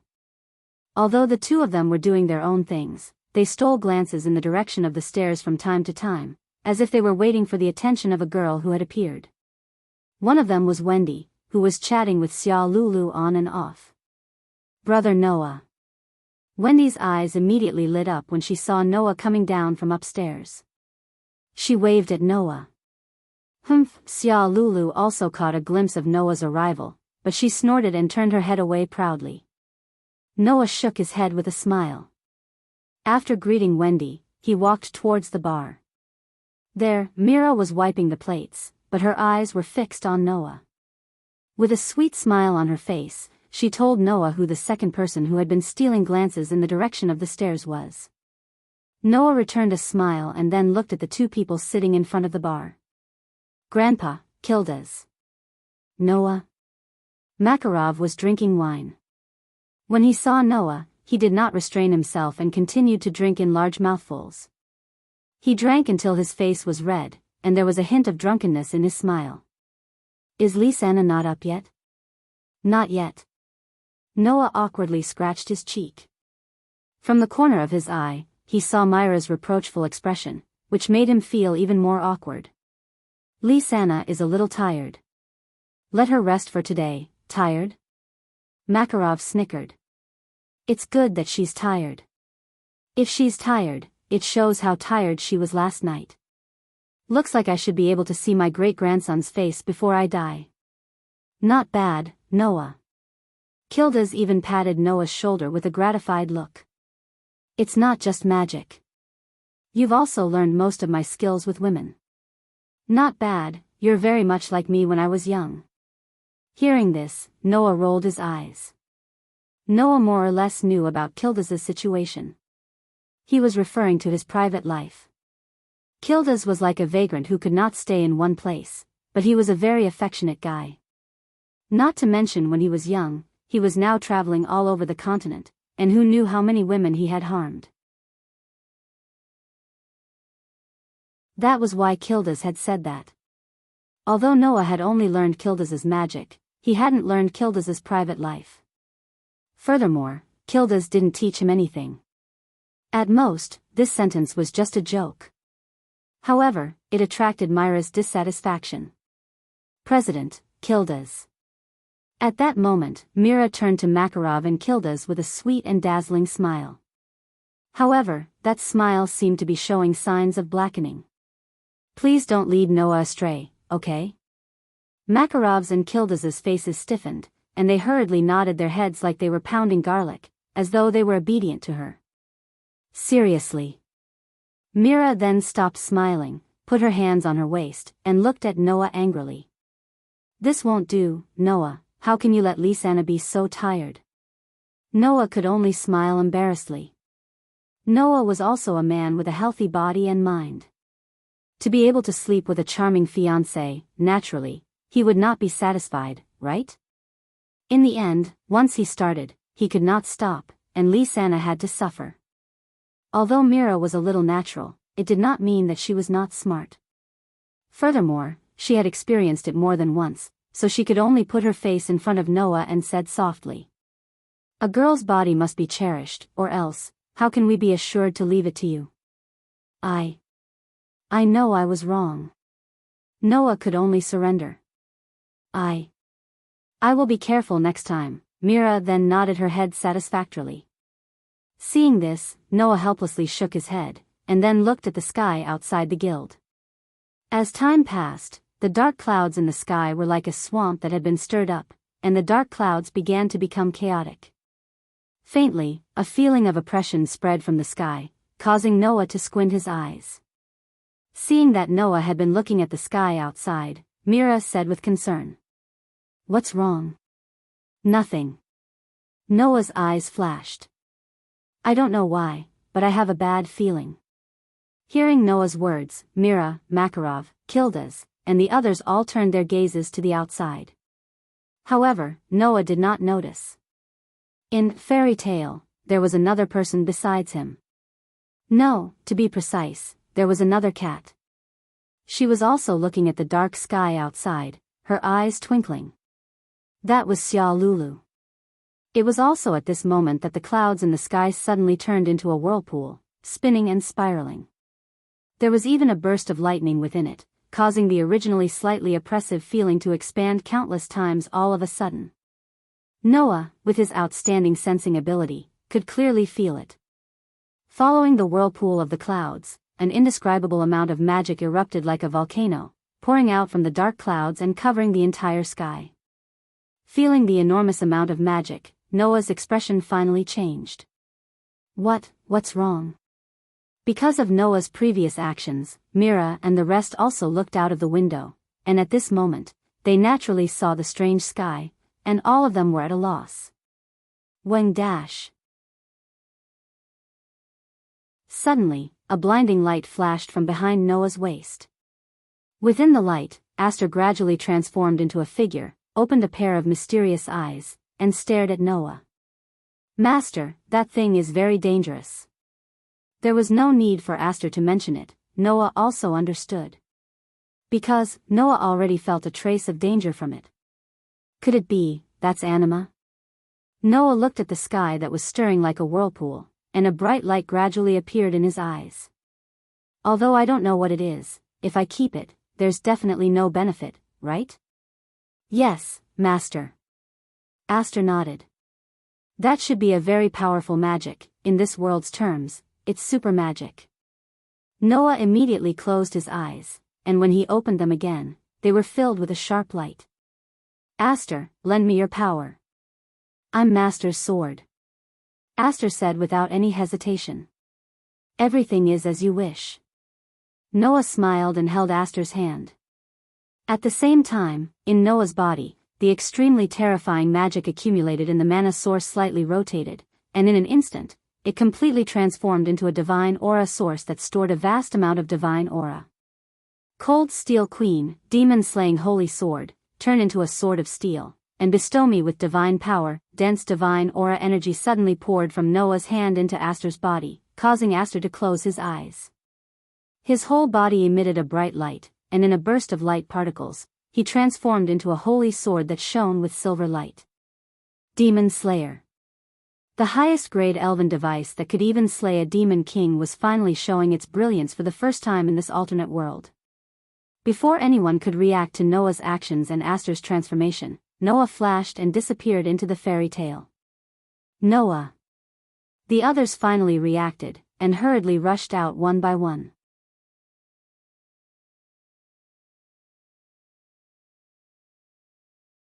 Chapter 1082. Beep, beep, beep. In the dark sky, in the center of the whirlpool of clouds that resembled a black hole, flashes of lightning were constantly bursting forth, incessantly causing the sound of electric shocks to be heard. Holding the demon slayer in his hand, Noah flashed out of the fairy tale like a shadow. He raised his head and gazed at the strange sky. Ignoring the beating of the rain, he looked around. If there is a direct conflict with a super mage here, it is very likely that it will affect the town. It is not a good choice. After saying that, Noah raised one hand. A golden ripple spread out in front of Noah like a ripple, spitting out an item. It was a pair of long boots. A pair of very ornately decorated boots with wings that looked very eye-catching. This was not an ordinary pair of boots. If the origin of this pair of boots was mentioned, out of 100 people, even if not 99 people would recognize it, at least 80 would recognize it. It was the boots of the king of the gods in Greek mythology, the son of Zeus, the head of the 12 gods of Olympus, the famous god of commerce and traveler, Hermes. This pair of boots was the same as Hades' helmet of invisibility. It did not have any combat use. It only had one ability: flight. After equipping Hermes' boots, Noah arched his body and suddenly shot into the air like an arrow leaving the bow. Just like that, he shot into the dark sky. Noah. The group of magic shooters who rushed out of the fairy tale could only watch as Noah flew into the sky, completely unaware of what had happened. It was also at this moment that in the sky, the dark cloud hole that had been bursting with lightning suddenly burst out, causing a thunderous roar. And the next second, in the huge dark cloud hole, a circle of dazzling white light suddenly appeared. Like a tornado of light, it fell from the huge cloud hole from the sky, cut through the space, and headed straight for the hole of Magnolia. Noah suddenly stopped and directly floated in the air. Looking at the huge vortex of light that was madly descending on him, Noah's dark and deep eyes were directly dyed a gorgeous bluish white. From the vortex of light, Noah felt an extremely astonishing and strange magic power. If he was hit directly by the magic power, perhaps the whole of Magnolia would be enveloped in it and become the target of this unknown super magic. If Noah wanted to deal with such a wide range of super magic by himself, it would be really troublesome under the circumstances where he could not use authority. Unfortunately, Noah was not alone. In his hand, the elven magic device called the Demon Slayer had even more anti-curse properties than the God Slayer. With the anti-curse properties of the Demon Slayer, Aster believed that even if it was a super magic, he would be able to resist it. Therefore, Noah had absolute confidence. With one sword, he could split this super space magic. Clang! Suddenly, with the addition of an astonishing amount of divine power, the Demon Slayer in Noah's hand bloomed with extremely dazzling light, as if it was trying to fight against the vortex of light that was descending from the sky, occupying half of the sky. Let me see your true power. Aster. Noah held the Demon Slayer with both hands and pointed it diagonally towards the ground. The Demon Slayer was shining with a dazzling light. Within that dazzling radiance, the elven magic equipment named Demon Slayer suddenly swelled up, as if it was absorbing all the radiance it emitted. Bit by bit, it absorbed the radiance and transformed into a terrifying gigantic sword the size of a skyscraper. Aster originally had the ability to automatically adjust his body size. Otherwise, he would not be able to change into a small sword that could be carried around by Noah at any time. Once it was covered by his clothes, nothing could be seen. And since it could become smaller, then naturally it could also become bigger. At this time, under the infusion of Noah's vast amount of divine power, the elven magic device called the Demon Slayer turned into a terrifying giant sword that was pointing towards the ground, and released a terrifying sword aura. Clang! The silver giant sword that was as tall as a skyscraper suddenly turned into a beautiful sword aura, drawing an arc of light in the air. In the clear sound of the sword, it soared into the sky and fiercely slashed towards the vortex of light that was descending from the sky. Pung! The vortex of light that was descending from the sky and the dazzling sword aura that was soaring into the sky met in the blink of an eye, and heavily collided, causing a shockingly loud sound and a strong light that was strong enough to burn the eyes, reverberating across the entire sky. Under the shockingly loud sound and strong light, the space trembled silently. Below, the group of magic shooters from Fairy Tale also let out silent cries of grief, raising their hands to block the blinding light in front of their eyes. In an instant, the sound of the fierce collision was like an echo, but also like a wave. It spread out in all directions, causing a terrifying shockwave to appear in the sky above Magnolia. The shockwave spread out in a circular shape, shaking the surroundings. Such an astonishing collision was a testament to the power of the space magic. However, even if it was super space magic, it was still magic. Under the slash of the Demon Slayer, which had a resistance to curses that was even stronger than the God Slayer, the huge vortex of light that was descending from the sky was in a stalemate for a while before it was cut in half by the dazzling sword aura. Dong!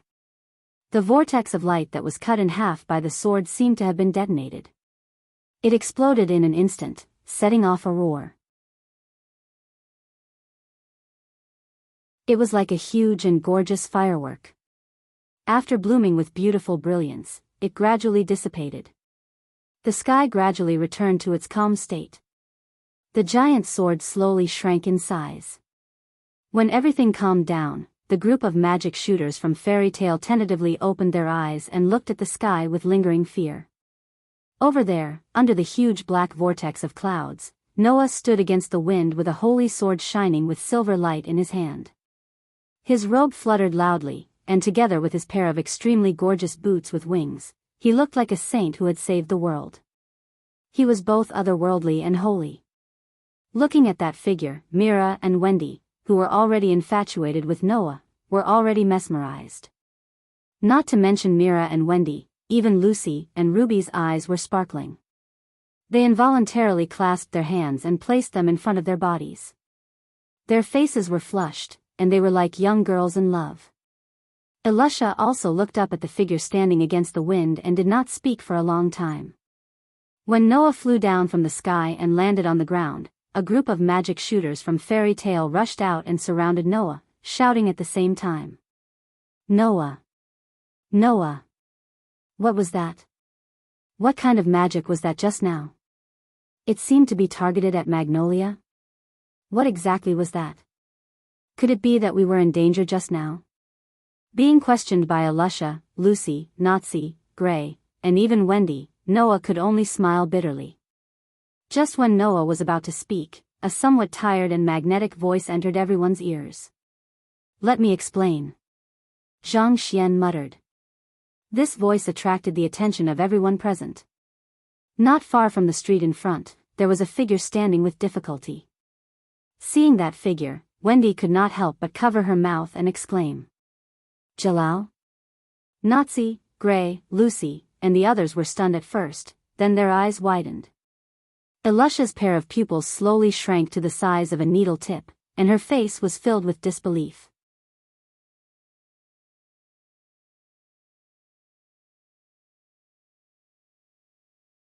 Chapter 1083. Looking at the familiar face with the tattoo, not only Elisha, but even Naz, Gray, Lucy, Hubby, and the others who saw Jalal being buried in the sea with Tower were shocked. For a moment, they did not react at all. Wendy, on the other hand, was different. There was more or less a hint of surprise on her young face.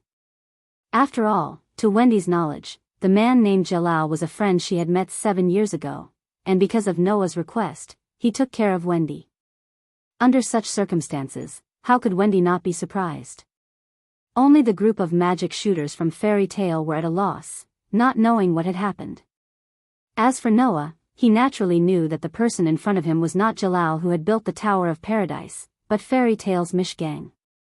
However, Mishgang's condition did not seem to be good at this time. He did not seem to have suffered any injuries, but the fatigue on his face, the slackness in his eyes, and the tottering body told Noah that Mishgang was just holding on and not collapsing. At that moment, Noah did not have time to explain. He went forward, holding the silver holy sword in one hand and supporting Mishgang with the other. "Are you okay?" "I'm fine." Mishgang forced a laugh and shook his head. "As you can see, in order to stop Anima, I tried my best. But this time, Anima was too big, and I couldn't stop it, causing the burden and consumption to be a little too big, indeed." Noah furrowed his brows. "The mana in your body has been completely depleted, and you can still continue to stand under such circumstances. That's really amazing." "Mana?" Mishgang shook his head again and said such a sentence. "You're wrong. I only used physical strength and energy. I didn't have mana or anything like that from the beginning." This sentence made Noah stunned on the spot. "No mana? How could one become a magic shooter without mana? How could one become an S-rank magic shooter without mana? How could one become one of the strongest candidates for Fairy Tale without magic power? Are you kidding me?"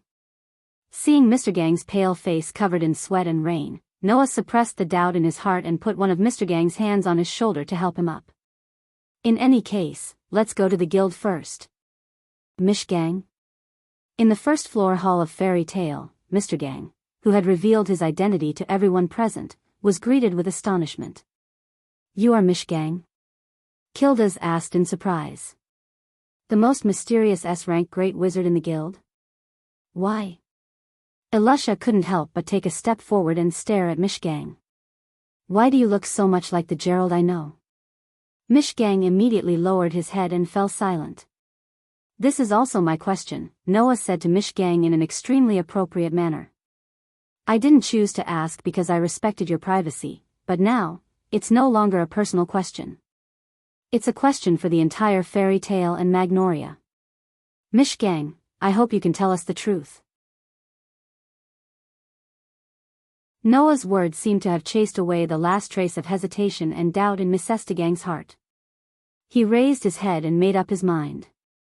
Mishgang raised his head and spoke in a deep voice. "I'm not the Jalal you know. I'm from another world, the opposite of this one." "Another world?" Noah couldn't help but be startled. "Another world?" Everyone present looked at each other in dismay. Only Xia Lulu, who was flying beside Wendy, trembled slightly and lowered her head as if she knew something. "I know it's hard for you to believe, but this is the truth." Mishgang looked straight at Noah. "I come from another world. It's a world called Edras. Over there, we call this world Aslan. Edras and Aslan are two worlds that are similar yet different. You can think of them as two sides of a mirror. They are opposite yet different," Mishgang said with a heavy tone. "There are people in this world who are almost the same in Edras, and I am that world's Jalal," Lucian said with a smile. Everyone present was at a loss. That was natural. Suddenly knowing that there was another world other than this one, and that there was another Gerald in that world, it was likely that anyone would react the same way. Noah was the only one who reacted almost instantly. This wasn't the first time Noah had encountered such a situation. Parallel worlds. In this world, there was actually a parallel world like the Shape Moon world. However, unlike the endless parallel worlds in the Shape Moon world, this world seemed to only have one parallel world. They were two opposing worlds. One was Aslan. The other was Edras. The world that Noah and the others lived in was the world called Aslan. And Mishgang was located in the parallel world of Aslan, the Gerald of the Edras world. Of course, other than Noah, the others found it hard to accept. After all, not everyone could be like Noah, jumping out of a world and traveling between worlds without being limited by a single world. Especially Alusha, looking at the face that looked exactly like Gerald, took a deep breath, and stood up solemnly. How can you prove that what you said is true? However, before he could finish speaking, a cold and indifferent voice suddenly sounded. What he said is true. Other than this world called Aslan, there is another world called Edras. The sudden voice caused everyone present to reflexively shoot their gazes towards the source of the voice. Then, they were all stunned. I can prove that what he said is true. The one who said this was Xia Lulu, who spread out a pair of wings and floated in midair. Because I'm from that world. That one sentence made everyone present stunned on the spot, and there was no way for them to react at all. There's nothing strange about that, right? Don't you all think that cats that can fly and talk are rare? Xia Lulu said expressionlessly. After all, we are not creatures of this world, but a race from another world, including me and the male cat over there. Hearing this, Hubby was dumbfounded. Don't lie. Naz couldn't help but clench his fists and shouted. Hubby hatched from an egg I picked up. He didn't come from another world. Yes. Yes. Wendy also reacted. She was at a loss as she said. Xia Lulu also hatched from an egg I picked up, right? I was indeed born in this world, and I was indeed hatched from an egg. Xia Lulu glanced at the stunned hubby. Neither I nor the male cat have been to Edras. We were sent to this world when we were still eggs. When I first saw hubby in this guild, I knew that he was a species in Edras. Mishgang also confirmed Xia Lulu's words. However, hubby doesn't seem to remember these things, and Xia Lulu has the knowledge of another world engraved. With her proof, you can believe me, right? Everyone fell silent. Then what was that just now? Noah couldn't help but break the indescribable silence and stare at Mishgang. Is that anima you mentioned before? What kind of magic is that? What is its use? What will happen once it is activated? Whether or not Mishgang, hubby, and Xia Lulu came from another parallel world was not important at all. For Noah, the most important thing was whether the super subspace magic would cause damage to the fairy tale. That was all. Of course, it was the same for the others. You're tuning into the Journey of the Soul YouTube channel. Don't forget to subscribe and join us on this journey to catch the most captivating stories.